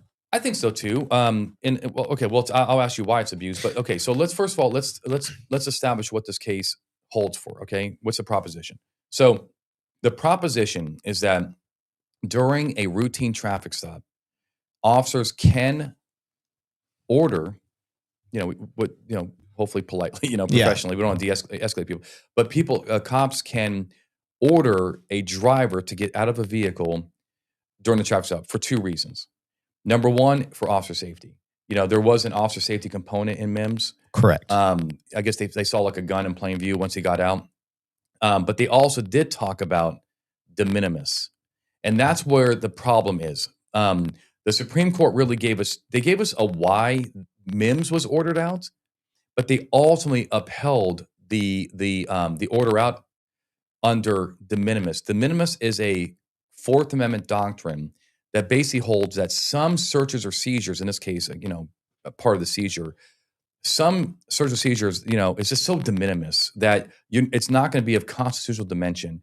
In other words, if you had me stopped for a pedestrian violation and you said sit on the curb, which they do in California every single day, okay? Cross your legs with the gang members and so forth. But they stop these guys for flicking a cigarette, not obeying a crosswalk sign, and they say, sit on the sidewalk. It's de minimis, okay? Now, if the guy doesn't want to do it, you're going to have to figure out what are you going to do with that, right? You're going to arrest the guy and so forth. Who knows? I'm not, but the point is, it's really, and then the guy sits on the curb and he sues later and says, I'm suing the police department for telling me to sit on the curb. I'm suing the police department for telling me to get out of my car. It's de minimis. But, okay, when I teach this class, though, it's called Advanced Traffic Stops, I teach officers to have a good reason. Or I should say, have a legitimate reason. Yeah, an articulable thing you can say, I saw this, I needed to get him out of the car. Correct. Let's actually go back to your home state here, the great state of Texas. My home state's Michigan. Well, but okay, this is where I call home now. I won't hold that against you. Yes, please don't. Okay. I prefer Texas. Yeah, I do too. I like the Texas swagger. So we have here in Texas the Sandra Bland Act, which you're familiar with. Mm-hmm. And one of the reasons we had this is we had a trooper who told Sandra Bland to get out of her car for really no good reason. Okay. She was smoking a cigarette. She wouldn't put a cigarette out even. And she gave him a little lip about getting a ticket.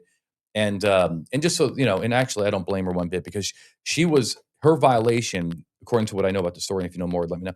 But she saw the trooper coming up hot on her ass. And she quickly moved over to get out of his way.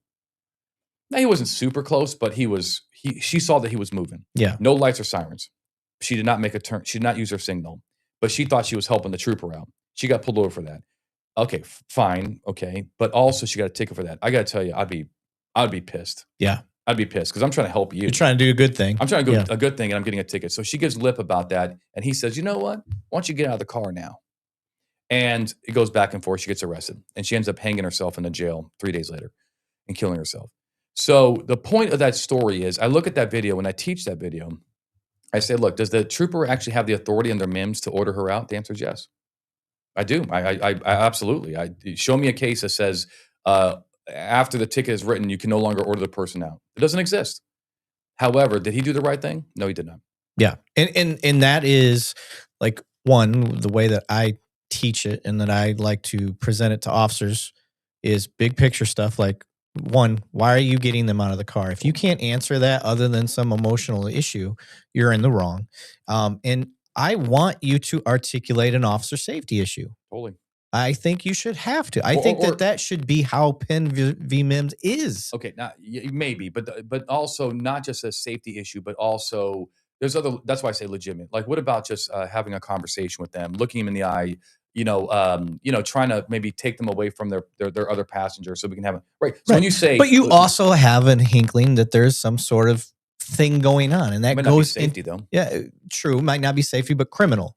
Mm-hmm. So that's correct to me. Criminal and safety issues. Like I get, like that makes sense, but a lot of these times we watch it. Like I said, I think it's heavily abused. Well, it's ego. It's ego. Yeah, it's control. Yeah, our last episode was all about ego.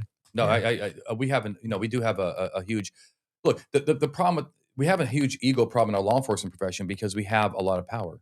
And don't think doctors don't have egos too. They have the biggest ego. God complex, and lawyers do too. Yep, because they're powerful people. They can affect people's lives. And with power comes responsibility. And can I tell you something, Mr. Donut? Yeah. All right. When I watch police videos, okay, which I do obviously all the time, right? The number one thing that thing that really upsets me is when cops act like jerks. Yes. I hate it. Yep. And I get pissed, and I'm like, I think to myself, like, out of all the, because we do have a tough profession and it's tough to be on your A game in some of these calls because you're talking about human behaviors and so forth. But it's like, why are you treating people like dirt? And also, even if they're not a good person, even if they don't deserve your respect for their lifestyle, okay, there are a lot of people that we contact and we don't respect their lifestyle, but we respect them as a human being. Yeah. And also, like, I got to tell you, like, I walk into the DMV and if I get treated like dirt, I'm saying something, number one, because I'm past this. I'm at this age where I'm not going to take it anymore, right? And it's like, that's a DMV clerk who has probably a crappy job, not making six figures, doesn't have your pension and so forth. And I'm like, if I get pulled over or whatever, I see cops pulling over people, I don't care that you think that they don't have a good lifestyle, they're not living the moral care. That's probably why but they deserve to be treated with some respect. Yeah. Okay. And also it helps. People give consent searches. They waive Miranda. They treat you with respect when you treat, and actually I can prove that it works because when you look at gang officers that are really on their A game, how are they talking to gang members? They ain't talking down to them. Are you POS? No. Well, your mother raised you wrong, huh? They're like, hey, man, hey, I'm not. Oh, they'll say this. I'm not trying to disrespect you, man. I'm not trying to disrespect. No disrespect. But can I ask you something? That type of stuff. Yep, absolutely. This gets brought up quite a bit. I've argued against it. That Pennsylvania v. Mims, officer safety as a key part of its decision. Lower circuit courts have removed from their decision. Second Circuit made a ruling saying cops can pull you out for any reason. But look, that is true. Okay. And first of all, Mims, you got to read Mims as a lawyer. Okay. Mims is the Supreme Court is telling you why Mims was pulled out. Okay. There was a safety reason in that court case. Fine. That is the motive. That's what happened in Mims. But they did not say that you have to justify a safety reason to do it in the future. They said, this is why he did it. And the holding was that it was de minimis. Right. That it was just something that really wasn't of constitutional dimension, which means for lawyers that cops can do it without a reason, because that's what de minimis is. De minimis is when you do a search or seizure, you don't need to justify it. Right. Okay. And so it is what it is. Okay. However, the having the reason part is professional policing and it's de-escalation. Yes, agreed. I can't remember exactly how it was worded in there, but it did say that they found under the Fourth Amendment that it is a minor inconvenience or something. Correct. Like it's that. De minimis. That's what they mean. Yeah. De minimis. Yeah. And somebody's saying, yes, they did. No, they did not. Okay. They did not. That's not what the holding of the case is. The holding of that case is not officers may order a driver out of the vehicle with a legitimate officer safety reason. That's not what the holding of that case is. It's that they can do it because it's not that much more of an intrusion than the original stop. It was a factor of the case, not a Correct. ruling of the case. It was not a ruling. It's what they call dicta. Dicta is Latin for extra information. It's just telling you what their motive is, why they did what they did. But that's not as a lawyer, that's not what you need to hang your hat on. The holding of the case is de minimis. Yeah. And guys, that's this is what makes the difference between us, me trying to argue some of this stuff with y'all, and somebody that does it and is trained in it. I'll also tell you that I do like the last comment there. It's a minor inconvenience. I also think that an argument could be made that it's actually unsafe for cops to pull people out. Yeah. Yeah, so I think we should have a reason. That's another reason why I tell cops to have a reason, because to me, when I was a trooper, I have the advantage. 100%. They're in their own coffin if they want to start blasting. You know what I mean? Yeah, like in Florida, it's common practice to unarm people. I don't know what that's a culture issue within some of them departments. Not all of Florida. I know not all Floridian cops do this, but every video I've seen where, especially like that lady that shoots the guy with his own gun trying to disarm him. And he was completely cooperative. Like everything was above and beyond. And I will look. First of all, you're talking to one of the most avid Second Amendment advocates, out there. I believe I know clearly what the Second Amendment means, and so do you. We had that conversation, and the point is, disarming people is so disrespectful. First of all, you're treating this person literally like a criminal, and because to me, the people who have guns and are telling you about them, and that they have the proper paperwork, unless it's constitutional carry. Just the fact that they're telling you, it's 100%. I've never had a problem with a guy that says, "Hey," and he's sober and all this kind of stuff, right? 10 and 2. Hey, just to let you know, partner, I do got my gun on me. It's in my ankle holster or something like that. That's the last guy that's probably looking to kill me that day. Right. Yeah, absolutely. Yeah. And also it introduces a safety issue when you touch their guns. And I'm not going to lie, it does help me. You're less likely to get a ticket with me. I'm like, that was fucking awesome. Yeah. Yeah. Mr. Billfold said, Pennsylvania v. Mims, the U.S. Supreme Court ruled that during a lawful traffic stop, police officers can routinely order the driver to exit the vehicle. The court concluded that they need to ensure officer safety outweighs the minor inconvenience to the driver. Correct. So you can just say officer safety and just call it a day. Yeah. I still think I still think you should. The best practices, we'll say, you should be articulating some sort of safety concern, or just anything legit. Yeah, or a criminal. So as far as that goes, okay, I want to get into. We've been talking all about the Constitution, but particularly, I want to get into search and seizure. You see cops training all across the nation now. I tend to lean that the bigger departments that have the bigger budgets, they get better training and they get to practice that training all the time. And that's why they tend to do better. Yes. Versus small town departments. And when I'm talking about small town departments, low population, low call loads, things like that. Guys, they're learning this stuff in the academy and they haven't touched a search and seizure in 2 years since they graduated the academy. And all of a sudden now they're expected to remember and know how to practice what they learned. And they're screwing up. They're putting their foot in doorways. They're doing all these different things. Searching cars, that's it, on traffic stops, illegally, all that stuff. So in your experience now, how rampant is the issue with improper search and seizure? Yep. And what are we doing to fix it? I feel like the Pennsylvania MIMS thing is like the ongoing. It'll never end. Oh, bro, you're never going to. No, the only thing I'll say, I think somebody said something about, I said officer safety or something else. I think somebody took offense to that. I'll just give you an example. I think that's what they're saying. They're getting all pissed off about. Is like if you had let's say you have an older guy in a car and a young female in the passenger seat, and you think that there's something going on there, something nefarious, human trafficking. Human trafficking, yeah, I was going to say. Okay? You should get that guy out of the car and have a conversation with him. Separate. That's right. That's the whole. I think that's what I meant by that. So I'm not sure if that's what they took offense to, because they keep pointing to what the court said in officer safety, but you don't need officer safety. Yeah, always in every situation. Yeah, I'm gonna put Mr. Billfold in check here, simply because the arrogance it takes to think that you understand better about a case that not only are you an attorney, you practice law. This is specifically like a doctor that specializes on the heart. This is specifically what you specialize in. And look, I have the best-selling search and seizure book in America. Like I've sold over 100,000 books, on search and seizure. So I mean, I'm proud of what I know, but I'm not saying I'm perfect. But on this issue, I'm pretty damn good because this Penn v. MIMS is a case that comes up all the time, and I'm just very familiar with it. All right, so back to the story at hand. So here's the deal. Police officers are undertrained, especially in search and seizure. They are usually get adequate training in use of force. And so let me just kind of take you down the way I look at this and where we are, where we've been, where we're going. Back in the early 70s, police officers were getting killed left and right. Okay, there were a lot of shootouts. The number of deaths per year were around, almost 300.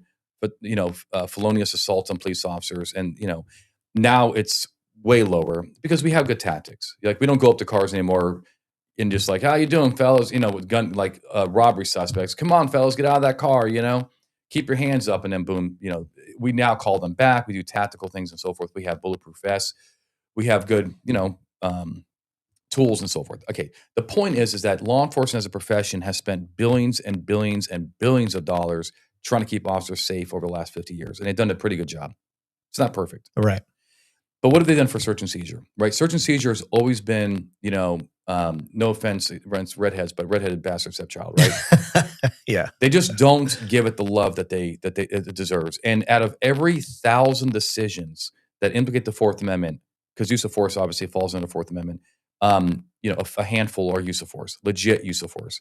The others are search and seizure issues, and so. Now, what has changed that dramatically and changed the paradigm, right? They call it a paradigm shift, which is based on a way of looking at things differently, is the body-worn camera. And to me, that's one of the blessings of the body-worn camera is because we need to have an honest conversation about what your officers are doing out there. They, in my classes, I talk about the most violated thing under the Fourth Amendment is curtilage. Now, curtilage is that area around your home. And it's also the door, the chalk in the door, and I'm not done talking to you type mentality. But it's just this mentality that we can do whatever we want on people's curtilage as long as we're doing some kind of law enforcement purpose. But the videos are coming out and they're showing more and more officers not doing the right thing. Now they have good faith. We talked about that. Their heart is in the right place. They're just trying to solve crime, right? Right. But sometimes their lust for the bust is not giving them the right perspective. They need to care about not just the ends, but the means. In other words, it's not just, we don't care just about, hey, getting the guy in custody. That's important. But how'd you get there? Yeah. You know? And so, I think, I know agencies are becoming more and more interested and, and serious about this training issue. But I mean, I'm going to agencies that are like 20 people or so, which is small. And I'm like, what's your training budget? They're like $3,000 a year. You're not going to be able to do a lot with 20 people with $3,000 a year, but yet, okay, can I also tell you I just have stories for everything because because the thing is like, I went to ICP. ICP is the International Search and Seizure, right. ICP, which is again, International Association of Chief of Police. Yeah. And I was there and I had my booth and I had, a nice little island booth and it's kind of nice and it's not huge, but it's decent. And across me is the drone people. Yeah. Axon has, of course, the waiting line, right? Yeah. And I'm talking to these chiefs and I'm like, hey, I really like to come into your agency and train your guys for search and seizure. And I'm like, they're like, we got no money, can we do it for free? Can we host you? I speak Texan, by the way. You see that? Can we host you, fellas? I'm like, no, that's just, we want to train your whole agency. And like, yeah, but we just spent $250,000 on those drones. I'm like, the drones are getting all the love, right? And I'm like, look, you need drones. Drones are the future. And I really do mean that. They're as important as the police radio. But it's like, where is the love for the training? You can have all these tech tools. You can have the nicest cars. You can have the nicest guns. These 6-hour P320s are so nice that they shoot off themselves. They even, I mean, yeah, right. Yeah, actually, I like 320s. Actually, I have a Flux Legion, which I love. But, so I'm just saying, like, you have all these nice toys, and it's not just me, by the way. It's not just search and seizure. There's a lot of important things that we need to train our officers. I mean, these officers are going out there with a lack of training. And the other thing is, you can pay now and you can pay later. Okay, but Eric, it's not just pay now in lawsuits. It's also paying with officers who don't know what to do. Because I get these calls. I'm sure my phone is off, but I'm sure when I get off, we'll have calls and like, man, I had this call last night. I'm not sure I did the right thing and so forth. And it's like, we need to build confidence in a search and seizure space because because one of the things that officers, when they leave the academy, they just don't really know. Like they're still new. But even a 5-year officer with a big agency like Dallas and so forth, they still have a lot of confusions about what the courts want from them. Mm-hmm. When I teach my classes and I give them scenarios and I show them videos, I'll say, hey, did the officer do the right thing? And they're like, and I pick these cases on purpose because I know they're getting it wrong. And I'm like, oh, give me a thumbs up. They did the right thing. And the cop's like, yeah, they did the right thing. I said, well, this officer's agency paid $2 million for that mistake right there. And they're like, what mistake? And I said, this is the mistake. And I said, oh, I see. We're not supposed to do that, right? Well, I wasn't trained that way. It's like, $2 million. It's like, that and plus the morale issues, the lack of confidence. I call it the iceberg theory. Yeah, the tip of the iceberg is what we're paying out. Law enforcement pays $250,000 in plaintiff payouts every 7 hours. Wow. So that's just kind of how it breaks down, right? Yeah. And so it's a lot of money. And it's like, so I talk to these chiefs, and chiefs, if you're listening out there, you don't have to go through me. There's other great instructors out there. Just kidding. There's not, but we're the best in town. But but it's like, chief, your cops need more. Yeah. What they got into the academy and what they're getting through at FTO is not right. Is not enough. And also the FTOs, unfortunately, are also teaching the wrong thing. Can I just give you an example? Yeah. From your great state. So on October 27th, the Fifth Circuit came out with a case called Cecito versus San Benito. Is that sounds familiar? Yeah. I like when you say it though, because it rhymes. It does rhyme. And what happened there was an officer was talking to Cecito, and Cecito was engaged in like a neighbor dispute or something like that, and he was also engaged in disorderly conduct. Now, Cecito was in his yard, and there was a fence that the cop, like there was a little pony wall fence with the gate, and the cop was talking to him over the gate, right? And he was he was engaged in disorderly conduct. So the cop had the PC, it was in presence, so we don't have that kind of issue. And the cop says, "Hey, look, you're going to have to take a ride, right? You're going to jail tonight." And Cecito turns around, he starts walking towards his front door, and the officer opens the gate, takes Cecito in custody, and places him under arrest. Do you see the problem there? Okay, well, he just violated the gate. He broke the threshold. With no compliance, what we teach at Blue to Gold is called crew. In order to do a search or seizure, you need crew. You need consent, a recognized exception, or a warrant. Right. Here, they had no consent because he actually, when he turned around and started walking away, he's kind of telling withdrawing his consent, consent that he would have had. That's exactly right. Absolutely right. If he would have maybe went in before, maybe, right? Actually, that'd be problematic too. But he had no recognized exception. He had no exigency, no emergency. He had no warrant. And now this comes back full circle to our conversation we had earlier about qualified immunity. The Fifth Circuit said, all right, this officer violated the Constitution. It is a violation, right? However, you're going to get qualified immunity. So that goes back to our original issue. This officer did the wrong thing. Not a big deal, but it was the wrong thing. Right. Okay. It's not the if he was a foot the other direction, it's an arrestable offense. That's right. But yet Cecito did not get a penny because they gave so the next guy who does it gets paid. But Cecito doesn't get any money. I do think that's wrong. As a philosophy, there has to be a middle ground here between maybe you don't get the $1 million pay, something, right? Right.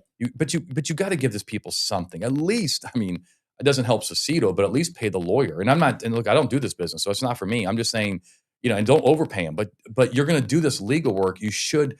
It's like if Cecito, if I'm a plaintiff's attorney, and Cecito comes to me and says, "Hey, I got this case," and I look at it like, man, that cop violated the Constitution, right?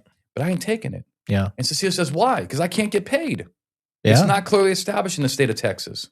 So beat it, Yeah. You're actually making the system worse. 100%. Yeah. 100%. I mean, think of Roe v. Wade. That kid's walking around full-grown adult now. Yeah. No, it's Roe v. Wade. That's so look. So to answer your question, somebody had to be first. Yeah. So, but we have. Yeah. Exactly. Right. They're happy. Yeah. Yeah. They made it. But the point is that we do have a lack of training. But I look at it, I feel, and I kind of I mean this. I feel like I'm those use of force instructors that were out there in 1971 trying to scream from the top of their lungs, "Hey guys, we got to do something better. Like our cops are dying out there." Now, my business is not dying. My business is financial liability, right? So I like to say I'm not here to help with your physical survival. I'm your legal survival, right? Yeah. And I'm just like, I'm trying to keep you legally safe. And I'm also here to tell you officers out there that, this whole, like, if you mess up, you're going to lose your house. Nobody's losing their house. Okay. The only people are losing their houses, they're called criminals. Yeah.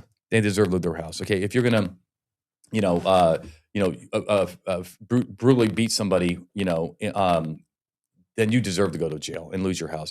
But departments are paying big money and insurance pools and so forth. Yeah. And the argument's going to be that if the cops started actually losing money themselves, that we would have less problems with cops violating rights. Totally. In fact, and all these people that are like, on my channel and so forth, that like give us a hard time about the law. The one thing we can agree on, I know, is, hey, we need more training because, and that doesn't mean that we're going to agree on what the law is. Clearly, we see that, right? But I see these officers violating people's rights, and I'm like, man, if that was me, I'd be pissed off too. Yeah. Kingslayer dropped $5 in the chat and said, to clarify, the Stiegel disagreement from earlier was banning, one of our co-hosts that comes on here, said that a murder arrest warrant alone grants exigent circumstances for third-party home entry.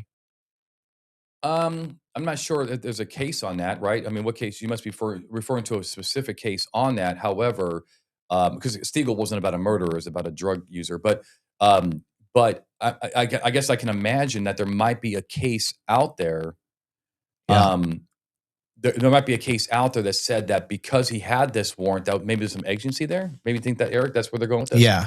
And that would have to be a real a here and now thing, right? Hey, there's agency besides this warrant. Let's just say we have PC for him, because the warrants doesn't get you into third party homes, but based on the type, I see my hands go over to your space, but sorry about that. But but the agency of the situation, because we have Peyton. Peyton was also a murderer, right? They didn't have a warrant for him, but Peyton was a murderer, and the cops didn't even have agency to go into his own house to arrest him because it happened 3 days ago. Yeah. This is Mr. Bilfold. He actually opened my eyes to this before, is that of all these cops that do lose QI, even then, none of them pay out. None of them. Well, so say it again. So the ones that, so he said QI prevents clearly establishing any case law. So it is a sick feedback loop that prevents justice for people whose rights have been violated. And then he goes on to say that 99.99% of cops who lose qualified immunity are covered by municipal identification policies. All right, let me clarify a couple things. He's right, but it's not coming off correctly on the QI comment. So what he's talking about there is, first of all, qualified immunity does not prevent establishing clearly established case law. What he's talking about there is that the U.S. Supreme Court allows courts to skip over the first question of qualified immunity, which is, was there even a violation of the Constitution? Because if there wasn't, isn't that the most important question? Right. But, and this, okay, now we can agree on something right now. This would fix a lot of these problems. At least, force the courts to just address the damn issue, okay? And what he's talking about there is that most of these court cases coming out in QI, they skip over it. And they say, we're not even going to address whether or not it's even lawful. We're just going to say it's not clearly established. And I hate that. Yeah. I hate that. You're already there, court. You already have the facts before you. You already have a case in controversy. Deal with it. Tell us if this is wrong or right. Yeah. That's reason so it doesn't prevent it. It's just that it's a lazy way out by the courts. Yeah. How do we fix that? You fix it by the Supreme Court overturning their decision. I forget the case name. I want to say Hendricks, but there's a case that allows the Supreme Court says that you don't have to address both questions. Is it a violation? If it was it clearly established? Right? You got to fix that case. You got to tell the Supreme Court, you know what, we messed up. You have to answer both questions. Sounds like you got some work to do, brother. That's why I have my my bar license for the Supreme Court. Hell yeah, I like that. May it please the court. That's what you got to say, by the way. Oh, is that's the vernacular? That's the vernacular as you start your you start your argument. Yeah, I like that. Trying to. But that was a good argument. Whoever brought, I forgot the name. Yeah, Mr. Bilfold. Yeah, Bilfold. That's an excellent issue. That's drives me crazy. Yeah, I wasn't aware of a. I've heard of cops losing QI, and I'm like, I know it happens, and then you don't follow through with that. You just think, oh, they lost qualified immunity, so they got fucked, and that's rightfully so. Well, it turns out even when they lose it, nothing's happening. Yeah. So yeah. Mm-hmm. And I don't think a lot of people know. If I didn't know it, I mean, I'm not saying I'm the most astute person out there for knowledge. Let's go up there. It says cops don't get identification. Go up a little bit. What's this one's? Because there was another identification issue. There it is right there. What does that say? Cops don't pay identification, insurance pay at all. That is true. And that's just, but I will tell you that has to be that way. It has to be that way. You cannot have law enforcement in 2025 without identification. Identification is basically insurance, right? Identification is saying, hey, if you get sued, we will pay the bills. It has to be the way. No cop. If we lost if you don't lose identification, agencies provide it. But if agencies did not provide identification, I would be the first one telling every cop to walk off that job, because cops make mistakes. Okay, I've made mistakes. You've made mistakes.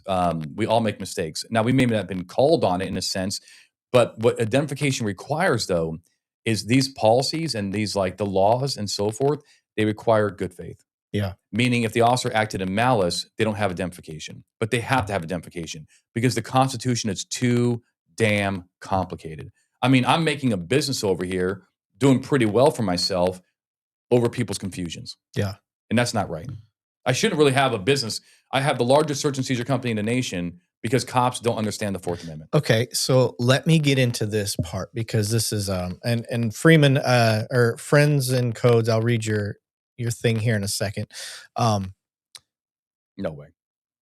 What I know. Sorry. One of the things that I try to convey is that just because you know the Constitution, practical application in real life scenarios it's not clear all the time. No. It's not, like we watched the video of the guy putting his foot in the doorway, and I could look at 20 people and 18 of us are going to be like, it's clearly a violation. Mm-hmm. Like, this was egregious. Yep. But there's still going to be 2 people. No, that's not. Now you expect cops to get that right every single time. And I'm telling you, I don't know how to explain it, but there's a difference in being able to read something and think that you know how to apply that to any scenario that happens. And it's just not true. And Eric, can I tell you one other problem that we have here? Judges. In other words, you're going to say, not only are you really expected to know every single case out there that's binding on you, and you're supposed to get this right. I mean, I've been doing this for 20 years, and I got so many damn questions. I don't know if I'm right about everything. I mean, I actually changed my tune on something the other day that I was teaching. I was like, actually, somebody convinced me that I probably wasn't right on it. And we don't have a case on it, right? Yeah. And but here's the other thing. It's like, not only are we right, but but you have to have, what's funny is like, even lawyers don't have to be right, but cops do. Right. Lawyers don't have that standard. When I got my bar license, it says I just have to have the professional judgment, but I don't have to know all the cases. Okay. I should, but if I litigate something for a client, I don't have to know, but you do. And you also have time to prepare. I work in the ivory tower, but do you know that you have to be 100%? You are absolutely legally obligated under the Constitution to know every binding, not persuasive, but every binding case from the U.S. Supreme Court, 650 of them that affect your job, all of them from the Fifth Circuit, thousands that affect your job, and all of them from the Court of Criminal Appeals, thousands that affect your job. I bet you probably don't know 200 of them. Even the ones I could tell you I know, I still only know them. Correct. Partly. Anecdotally. Yeah, exactly. Okay. So for the people out there, okay, and hopefully I'm at the microphone. For the people out there that say cops should get their own insurance, I want to make sure that we're all on the same page. If you go get a job at the HVAC place and you're driving their company truck, make sure that you get your own insurance on that too. That's like walking into the, hey, here's the keys to the company car. Where's your insurance for the? What do you mean? Why do I have to provide insurance? I'm the one working for you. Yeah. I understand we want to hold cops accountable, but you don't do it by telling them they have to take a job and then they also have to provide their own insurance. No job is like that. Yeah. Malpractice. If you're a doctor and have malpractice insurance, it's because you work on your own. We don't have private police here. Right. Nor should we. Well, I don't know about that. Arizona has the posse. The posse. Yeah. I had Mark Lamb on and made him talk about, I'm like, bro, you got fucking posses. I like the posses. I think that's crazy. So I think we disagree there. I think we should have some more posses. I'm actually being kind of serious. I think that there is value in having restoring some of the policing responsibility back to the public. With you. Yeah. But they need some training. They need some training. And also let's keep them with the big stuff. Not that they're probably not going to go to the homes investigating domestic violence. But I do wouldn't mind a little bit of roving patrols at night. Right. So Mr. Billfold said, all QI does is prevent, it's going to be hard for us to separate from QI now that you opened that doorway. But I avoid it like the plague because I'm not qualified to, no pun intended, qualified to argue anything on it. But he said, all qualified immunity does is prevent new case law that clearly establish our rights. It does not save cops or government actors from financial liability. Anything to that? No. I think we kind of covered it. Yeah, I was going to say, I think we're beating a dead horse because we're of the agreement qualified immunity is busted and it needs to be fixed, especially on the clearly established part of the cases. So we're with y'all. Like we agree. So no need to beat a dead horse on that one. But I want to get back to training. Yep. Fixing the problems we're seeing with police on search and seizure. And you already kind of alluded to it's a problem. It is a problem. And now we're addressing that issue. Money being one, so getting the proper training.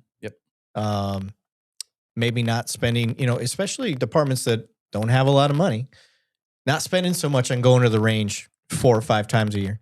And dropping all that. Maybe you only go 3 times and you get a proper search and seizure class, because every single day that you go out, you're seizing something, more than likely. Just one traffic stop, there's a seizure. So you need to know what the hell you're doing. You have to. And in that, it's not just, this is the part where we're probably coming off as cop-splaining. It isn't just to cover your ass legally. Yes, that's a big part of it. I don't want to get myself legally hemmed up. I don't want to violate your rights. That's the other part that we're not saying, I think, that we need to kind of emphasize. I don't want to mess up your rights. I don't want to step on them. So that's the other part that I feel like we're not saying, but we should be saying. Well, I think I said it in a roundabout way when I said that I teach not only to prevent lawsuits, but also to give confidence. Because cops, look, again, we have plenty of people that can, I'm sure, understand that there are some bad actors out there, just like there are bad doctors, mechanics, and so forth. But the point is that cops, the 99% of them, right? They want to do the right thing. They don't, just like you said, they want to know the law. They want to have that confidence. In fact, if they have confidence, you'll see them.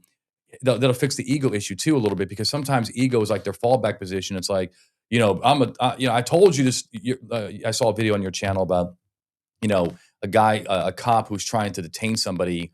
When they even talk to the complainant, and they just went straight to the auditor. Went straight to the auditor, and it's like, and you can see it's an ego issue, and it's like he doesn't like being told no, and he doesn't like people knowing the law probably better than him. But in that case, the guy probably did know the law better than him. But the cops need to know the law the best, and they need to be like, okay, I like to say, if you've been legally beat, you have to tactically retreat. Okay, cops need to recognize when they've been legally beat, because the reality is that we do have a lot of laws in our favor. Okay, and we have exigency, we have use of force, and we have these laws that can give us the tools that we need to keep our community safe. But there are also a lot of things that the suspect has in their favor. They can keep the police out of their home unless they have consent, written exception, or warrant. They don't have to waive Miranda, and so forth. They don't have to consent to search. They don't have to talk to cops. Yeah. So, and cops need to recognize that, okay, I've been legally beat here. This guy, the law is more in his favor than mine. I'm going to have to do something else to solve this issue. Yes, agreed. Mike Cucumber in the super chat. Thank you, brother. Appreciate that. And just as a reminder to everybody that does support the channel, 1, make sure you're going over to Blue to Gold. Like, follow, subscribe to all their stuff.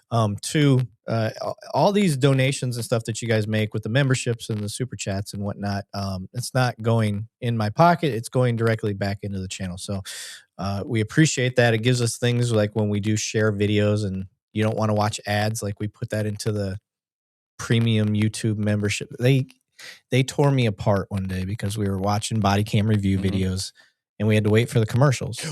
And they were upset about the commercials. I would be upset too. So cheap bastard. Somebody dropped like $50. They're like, get YouTube Premium. I was like, all right, I got it. So that's funny. But yeah, so we appreciate that, guys. But reading Mike's thing over here said cops can have qualified immunity if citizens can have QI as well. That doesn't even make sense, bro.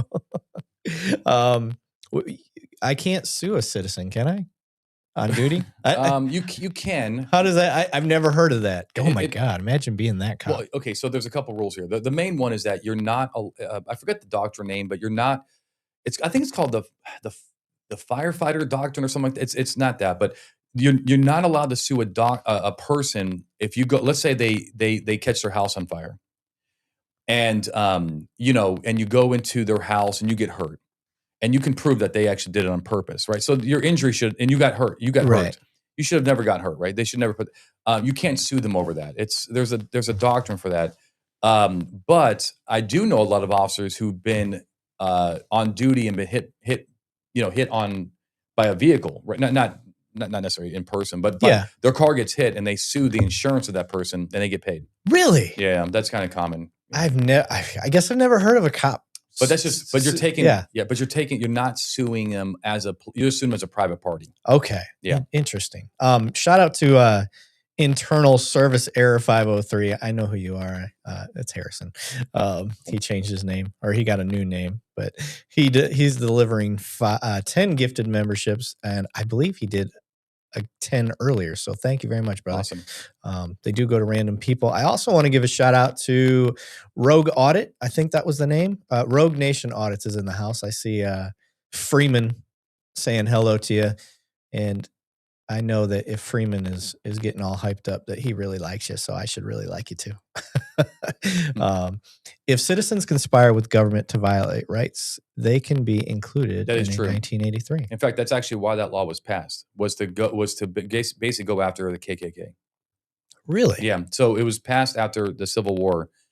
And what was happening was vigilante justice, right? So and mobs and so forth. So the KKK was conspiring with local officials, local cops, sheriff's departments, and going and violating African American rights. So they passed that law to actually have a mechanism for citizens to sue the KKK when they are acting under color of law. Now that's the piece that needs to be established. Is the if the KKK is operating by themselves, they're not operating the color of law.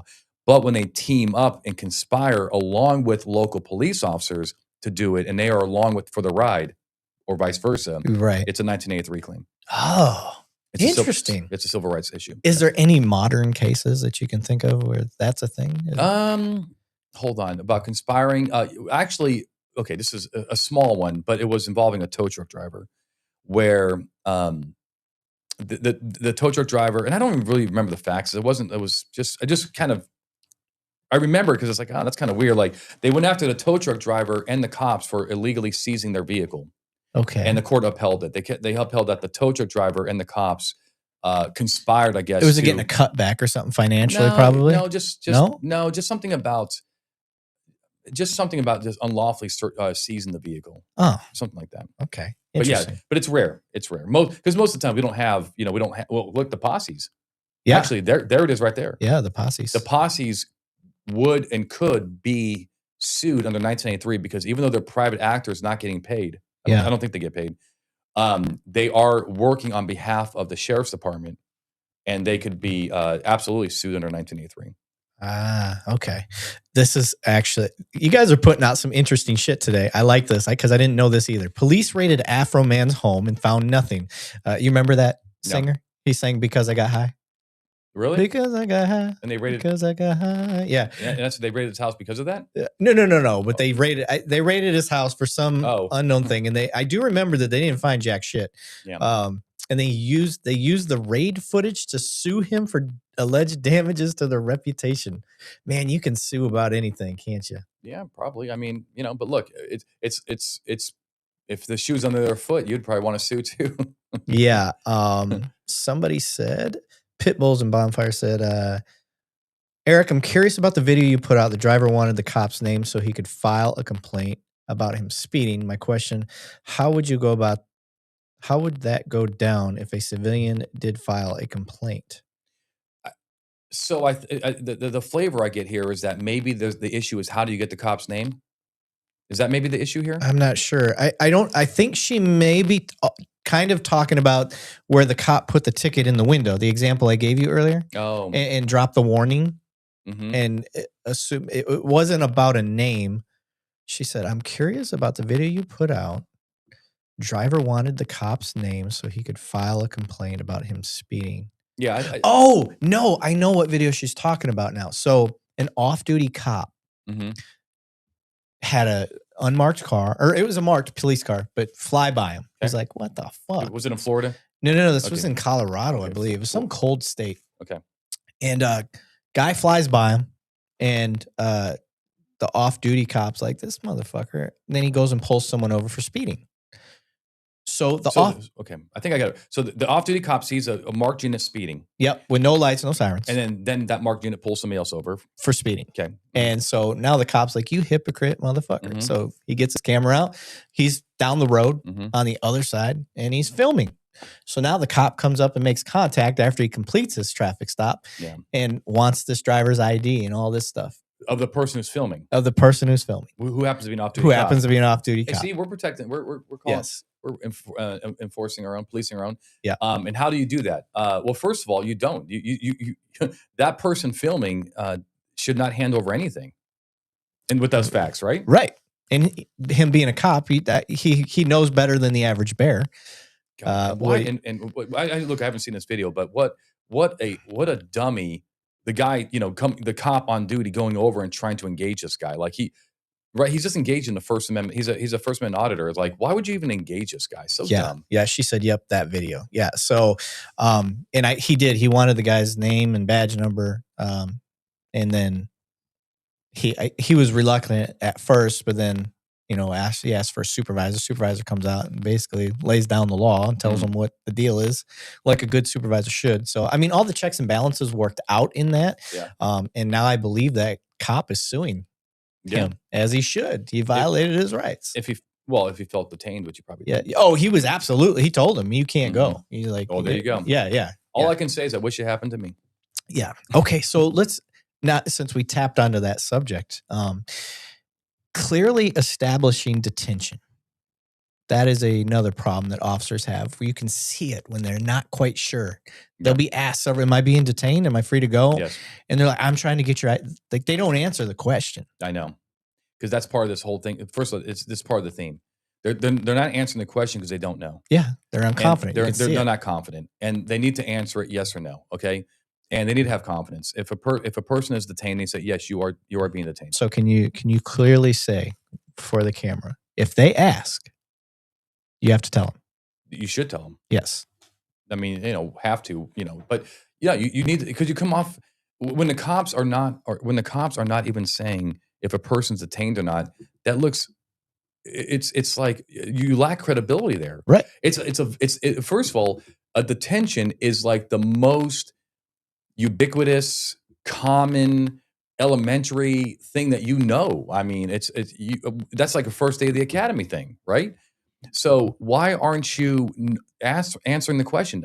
Are you detained or not? Is this person free to leave? Yeah. And they're not going to be free to leave if you have reasonable suspicion criminal activity is afoot. Yep. Or afeet. That's a lot more, even more suspicion. Red Tag 7915, I believe he's on your channel, or she said, where do you send questions for this? Just in the comments, guys. Yeah, we can see them. Yeah, we see them as they're coming up. We grab them as we can. Obviously, we don't want to interrupt free flowing thoughts. So this is part of the fun part about doing a live stream interview style podcast is we're still getting the material that we want to talk about, which is search and seizure with officers and where they're screwing up in the Constitution and how we're trying to make that better. But at the same time, we're going down rabbit holes with y'all with your questions. So we do appreciate it. Throw those in there. Pitbulls and Bonfire said internal. I think that it is appropriate. If a cop doesn't answer the question, if I'm detained, then I'm not detained. I agree. 100%. Walk away. Yep. And then hope to God they grab you. and hope to God that they don't have reasonable suspicion. Because if they do have reasonable suspicion, then I think you're going to lose that case. Because you're not going to get qualified immunity. You're not going to find a case out there that says if you do not tell people they're detained, then that's not detention. It's going to be a show of authority. Right. And it's going to be based on reasonableness. Correct. And if you have a show of authority and a reasonable person may not feel free to leave, but they also have reasonable suspicion. So it's just one of these things, right? Talk about curtilage. I can talk about curtilage. Well, that says cartilage, and that's what's in your ears and your nose. Actually, what's funny is I got a funny story about that. So with you. No, it's actually somewhat common. So I was teaching in Arkansas. And I was teaching at the academy, and I normally don't teach at academies. I teach in service. Did you have the most teeth in that? I probably did. I'm just messing with you, Arkansas. Yeah, relax. And I could, but this is actually it's going along with this joke, right? This Southern joke. So I said to these new guys, these young men and women, I said, hey, I'm gonna talk about curtilage. And I said, who even knows what the word even means? And this young man raised his hand and said, sir, it's that stuff in your nose. I like it.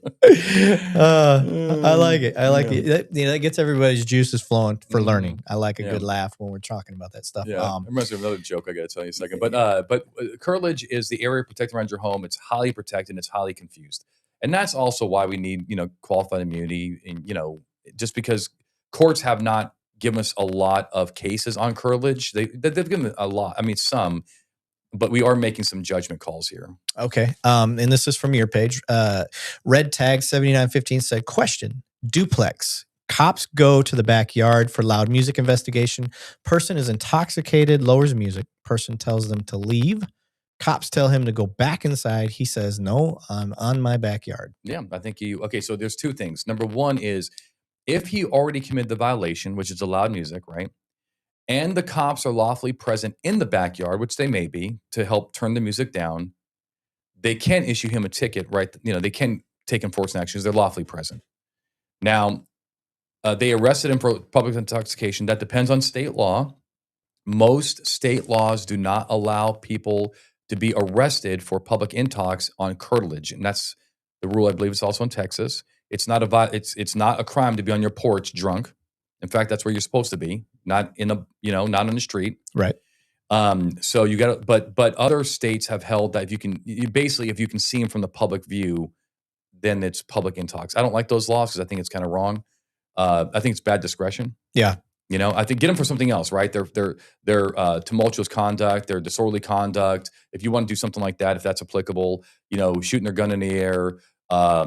But to be drunk on your own curtilage is straight up wrong. Right. And he said, is it even lawful for them to go to the backyard for loud music investigation if the front door wasn't answered? And is it legal for them to arrest him in the backyard standing on his steps? Yeah. So the answer is probably. So here's what I teach.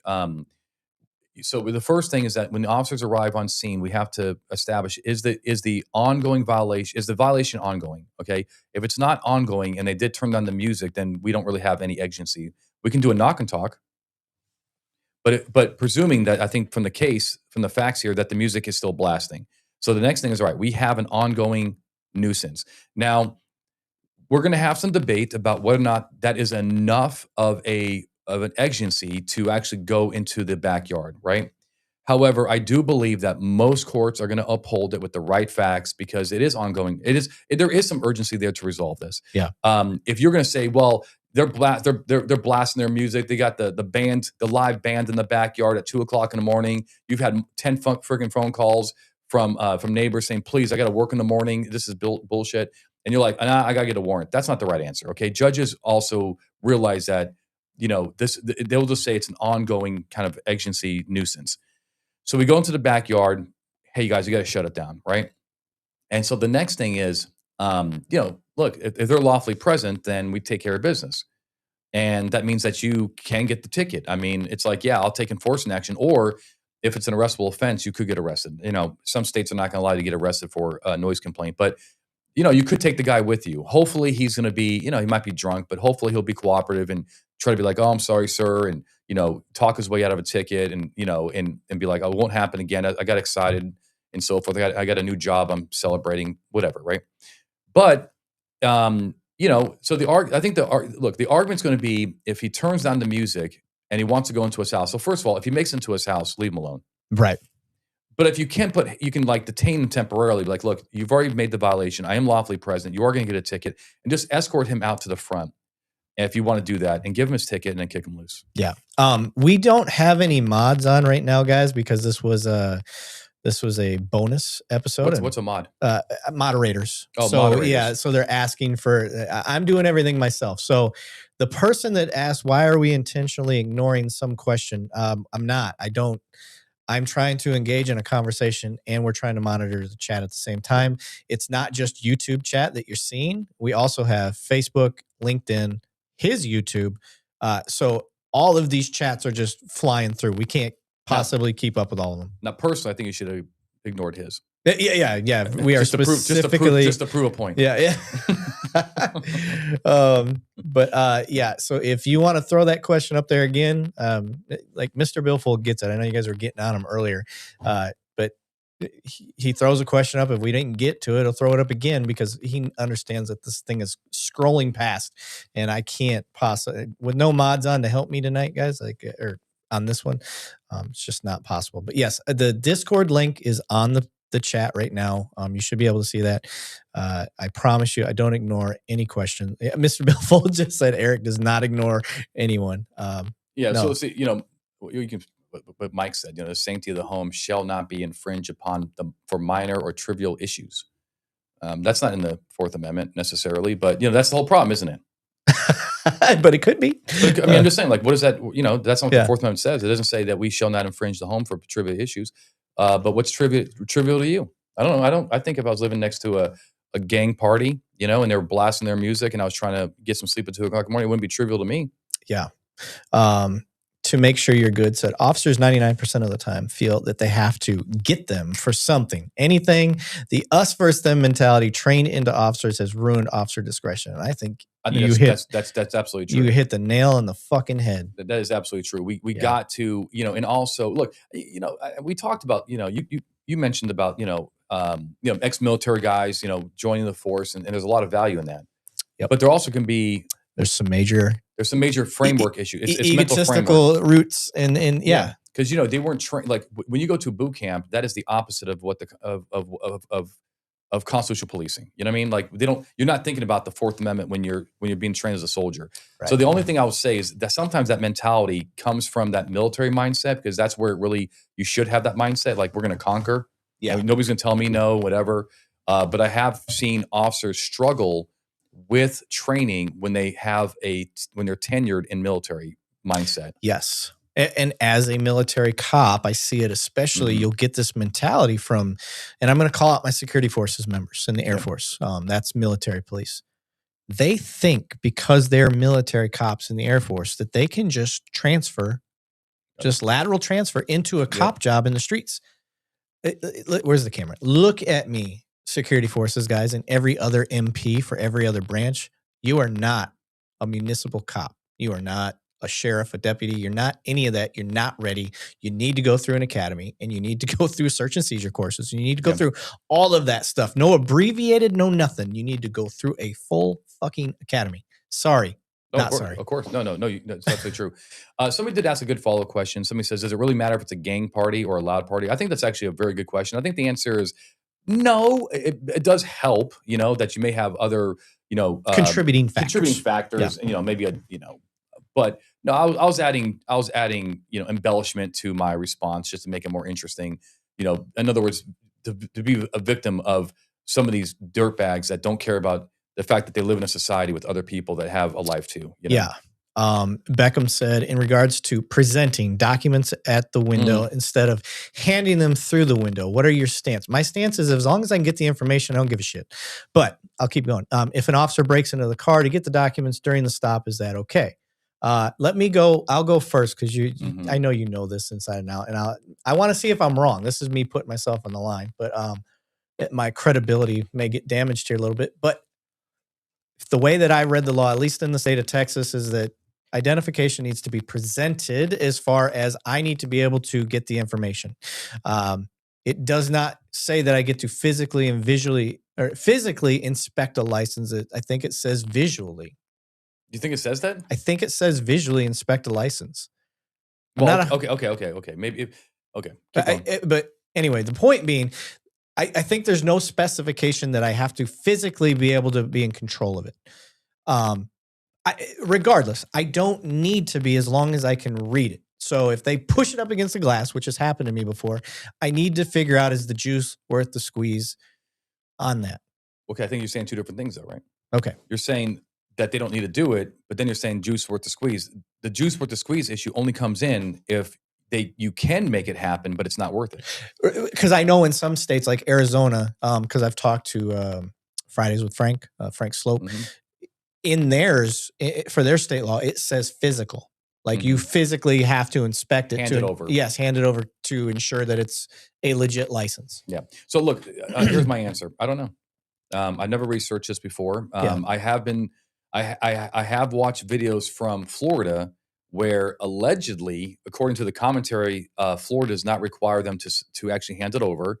that they can slap it on the window. Right. And so I don't know what the law, you know the law better in Texas than I do. That's for damn sure. I believe in Nevada, you have to hand it over and be able to, I think that's what the law means and so forth. But I will, so I think it matters what your law says, but even I will tell you, I wholeheartedly agree that even if your law is crystal clear, you shall, under penalty of death, hand over that license physically to that officer. I believe you should not arrest somebody and break windows and pull people out through windows and all this stuff because but yet you could have verified everything. Yes. The MDT comes back with their picture. Everything comes back. They put the slit down so you can put in their ticket to like a mailbox. Just go ahead and that's one out of 5,000 stops that are ever going to go that way. Yeah, and just get it over with. It's like the same thing with the car, getting them out of the car issue. Yeah, it's like going back to the Sandra Bland Act. I mean, yeah, you do have the authority to order people out, but why? I mean, the guy says, no, I'm not coming out. And all you want to do is just, puff your chest, that I have this authority, Yeah. Let it disengage. Just like, what, actually get out of here. Something that I try to make cops understand is you're contacting somebody who's now having the worst time of their life or their day. Absolutely. Even if it was speeding, then they were heading to go get this, $10,000 work bonus, whatever it was. They're having a great day. The moment you pulled them over, it's now the worst day. Yep. And in doing that, some people's defense mechanism is just a level of control in a moment of no control. Yep. And you have to recognize that. And if their moment of needing some sort of control triggers your also need and ego to have the control, we're going to have a fucking problem. Yeah. And you need to recognize that. Yeah. Go to First Best, right up there. Gigi. So he brings up a good point. He says, I see why they would want to touch it. Now, I worked a bar, fake IDs.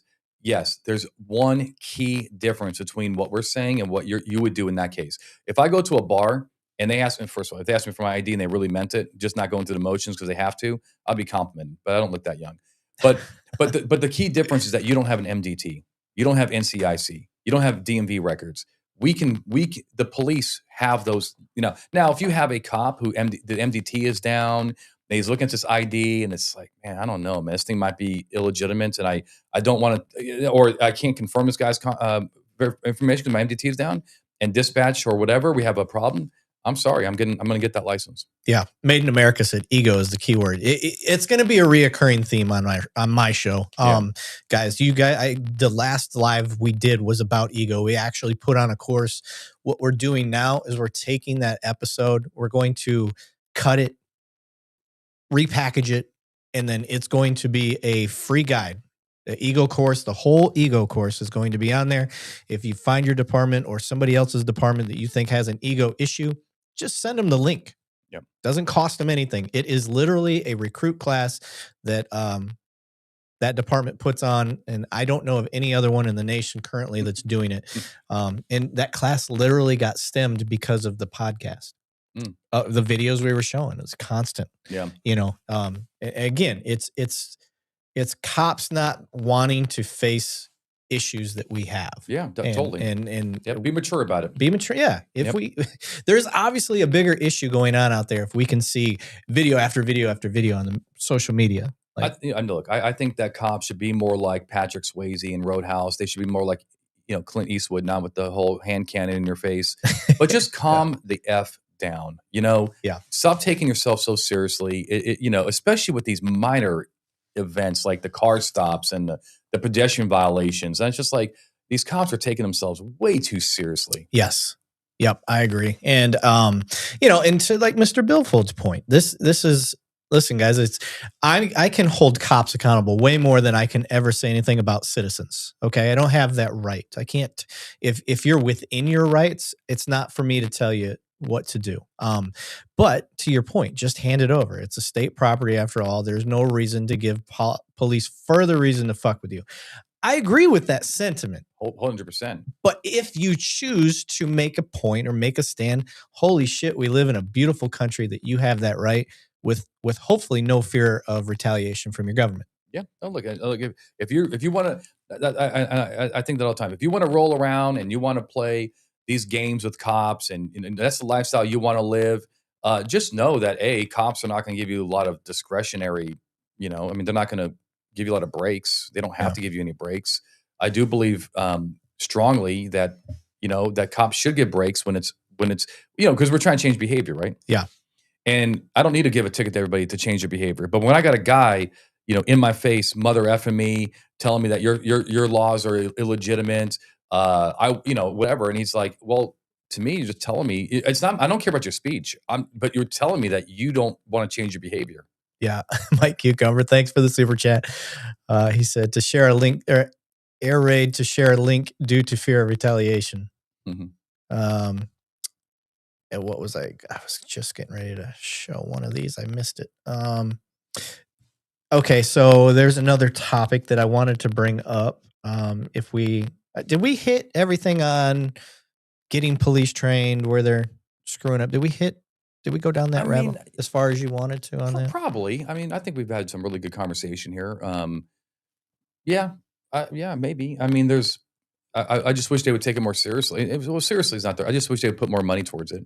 And I'm not trying to be selfish here, but it's just like, we just have some agencies. Just they don't have any money, but they have, $120,000 kitted out Tahoe, and and it's like, I'm sorry, like you got to pick, you got to pick your poison too. There's we need training. Afraid, that's what he meant to say, not air raid.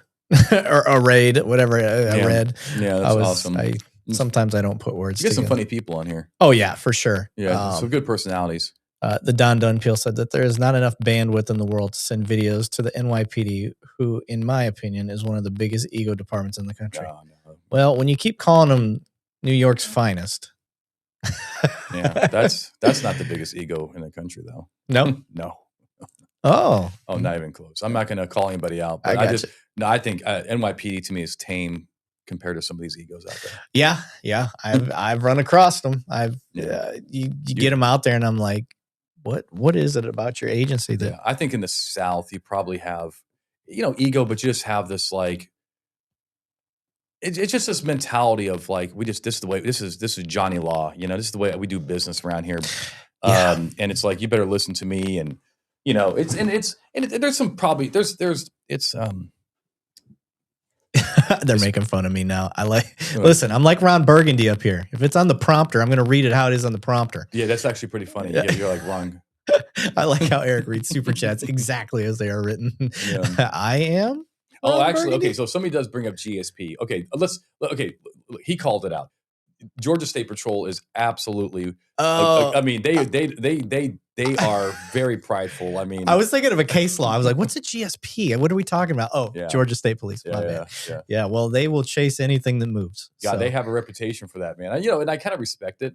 Yeah, because the citizens obviously back it up because they're still doing it. Yeah, and you do, like, they will say in Georgia that if you are, if you're a bad guy and you're like, I'm thinking about running, and you're like, but you look at the car first, and if it's a Georgia State Patrol, you don't run. Yeah. Because they will F you up, man. Don Dunpeel said, I was away from the computer for a second, but he said, had you addressed my question about the department's hiring non-U.S. citizens as officers to uphold a constitution they have no allegiance to? I think you pretty much self-explained that. Mm-hmm. There's no need, like, I'm against it. I don't think that should be a thing at all. Without question. Yeah. Harrison, do you know much about all of the police my dogs are fighting out there. All the police corruption stuff going on in Kentucky? There's a lot. That's pretty big over there. I did hear something about this. He had asked, and I lost the question. I can't really find it. So yeah, Harrison, if you want to post your Kentucky question again, let me know. 85% of citizens are bootlickers. Of course, they support GSP. Well, technically, power's in the people, and if they support their law enforcement doing certain law enforcement acts, look, I don't mind being heavy-handed on the people running. Pit them. You know what I mean? They're causing a danger to all these people around them. But be easy on the stuff that doesn't really, it's the victimless crime stuff, right? But running from police is not victimless. People die all the time from people that are run from police. Yeah. I think I already know where we're going to be on this one, but Kingslayer said if someone consents to an officer to be in their home and the officer wants to disarm the person for safety reasons, nope. If the person says, if you want to disarm me, you need to leave. And they said that's part one. Okay. So I'm assuming he's typing. I'm already on the side of the homeowner. So I don't know where you're going with it, but I'm already on the side of the homeowner.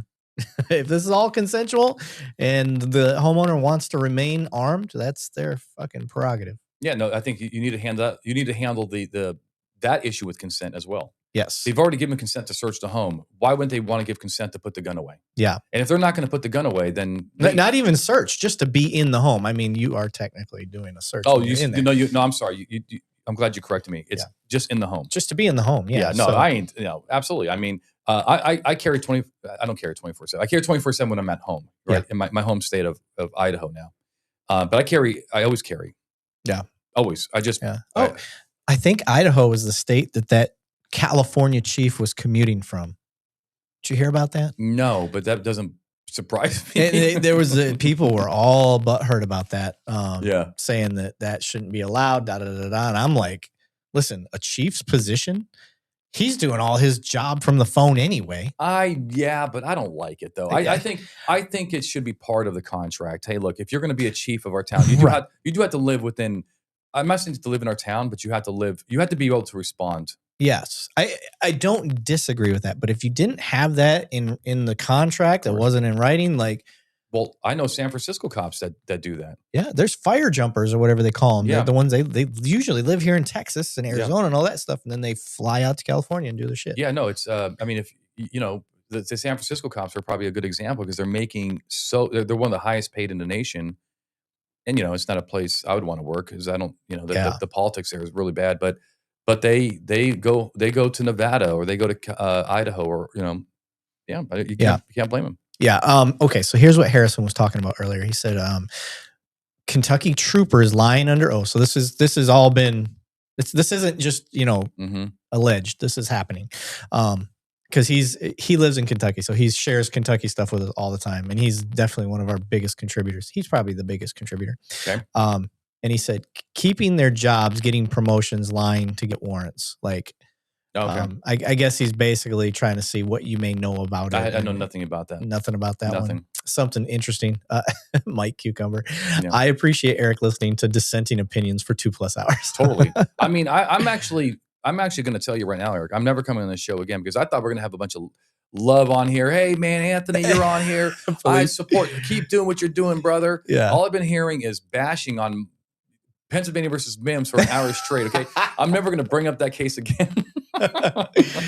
No, guys, this is, I mean, honestly, any real lawyer, it's what they live for. They want you to have an opinion that's not theirs. Yeah, no, we want good debate. We want, and I'm also, don't forget, I'm not closed-minded. I'm not perfect on this stuff. So I'm looking for feedback too. Yep. 2 cops went donut. The DOJ has charged them, a few of them now. That's good. Good. The system's working. Yep. You got to have it working. Yep. Yeah. Gigi said, gotta go, chat. Thank you for joining us, Gigi. Appreciate it. I saw another comment up here. Where did it go? I appreciate you listening. Then you'll know more about the subject than the cops and lawyers, present company included. Shut up, Mr. Billfold.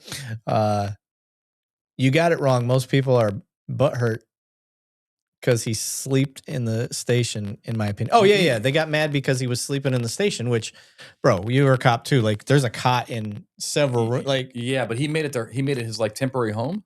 Yeah, I was staying like the night or something. I don't know to the extent. Yeah. But he should have his own place in California. That's kind of common, right? You would have your own place in California and you would stay there during the week and you just bolt out of there. Yeah. Again, they wanted it to be some sort of criminal thing. And I'm like, this isn't a criminal thing. This is you need to figure out what's allowed, what's not allowed, but it's all policies and procedures. Yeah. I don't see that being a criminal thing. Why is this? What does it say? Anthony, when do you go live? Anthony, when this is from your page. Yeah. What does that mean? I think they're asking, like, are you going to start going live? Because you're live right now on your channel and you probably don't do this.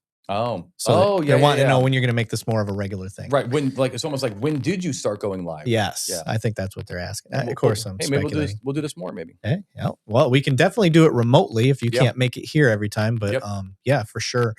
One of the things that I have been wanting to have is a legal portion of what we got going on. So, is it illegal to film someone peeing in public if it's legal to pee? See, what's Mayflower? Mayflower has asked some weird questions before. So he says, is it illegal to film someone peeing in public if it's legal to pee in public? Well, first of all, I'm not sure it's legal to pee in public anywhere. Yeah, unless you're in San Francisco. As I said, I don't think it's legal, but maybe what they're getting at is body cam footage. Yeah, maybe. But look, right to be, right to see. I mean, iCup. There's also ICUP. Yeah, I see. That's actually I didn't hear that. It's old school. Never heard that. Yeah. Love it. Okay, let me see. Anthony, I would love to have you clear up my misconceptions sometimes. I am always wanting to learn, especially from people I disagree with. So what we can do is we can get, I'll get you your own channel on our Discord. And then like you can literally have Discord on your phone. And if you ever feel like popping in and seeing questions people have asked you, there's no rush. So if you answer it 2 weeks later, like it's not a big deal. But yeah, we can get Anthony a channel. We'll make it a blue to gold channel and be a free little advertisement thing for y'all as well too. So all right. We're at 2.5 hours, which is usually about our limit. I want to guys, Anthony trains cops. That's what he does. And who the hell is bumping in? I think Alan's behind the scenes fucking with me. So he is able to get police trained in search and seizure and all that stuff. So if you guys want to be able to do that and get the police, or you want to recommend, I'm going to actually pull it up right now. Let's go to bluetogold.com or yes. This is Bluetooth, so it takes it a second from this distance. There we go. There we go. Blue TO. Let me see. Blue to gold. Nope. Okay. Bluetogold.com. Yeah. I'll just do it. I knew it'd be the top guy. Yeah. All right. So we are going to share this screen. Remind me later. Share screen.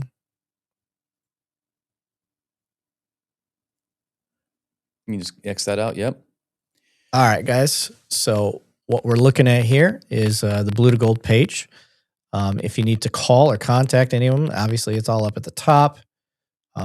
We got the training going. I'll let you talk about your page. Yeah. So look, I mean, we have about 170 classes scheduled right now across the U.S. As I said before, we're the largest search and seizure instructors in the nation by far. Nobody even comes close. We have a search and seizure book for every state. Go down a little bit.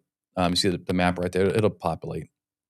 That's something wrong with that map right there. It should actually have more pins, right? But usually has all the classes pinned out. But so yeah, we have. Well, it's the end of the year. That might be it, but usually it does all of them. But that could be.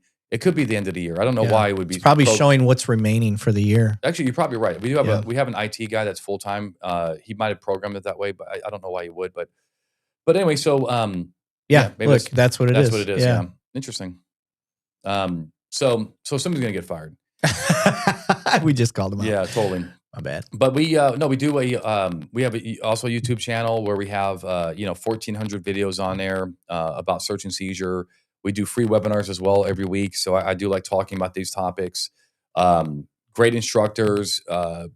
This is our jam. I mean, search and seizure is our jam. This is what we are known for.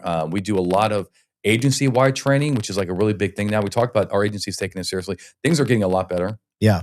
And so why do you kind of look like Keanu? I don't that or something else, but I hate you kind of look like Keanu. Yeah, maybe a certain version of him, but yeah.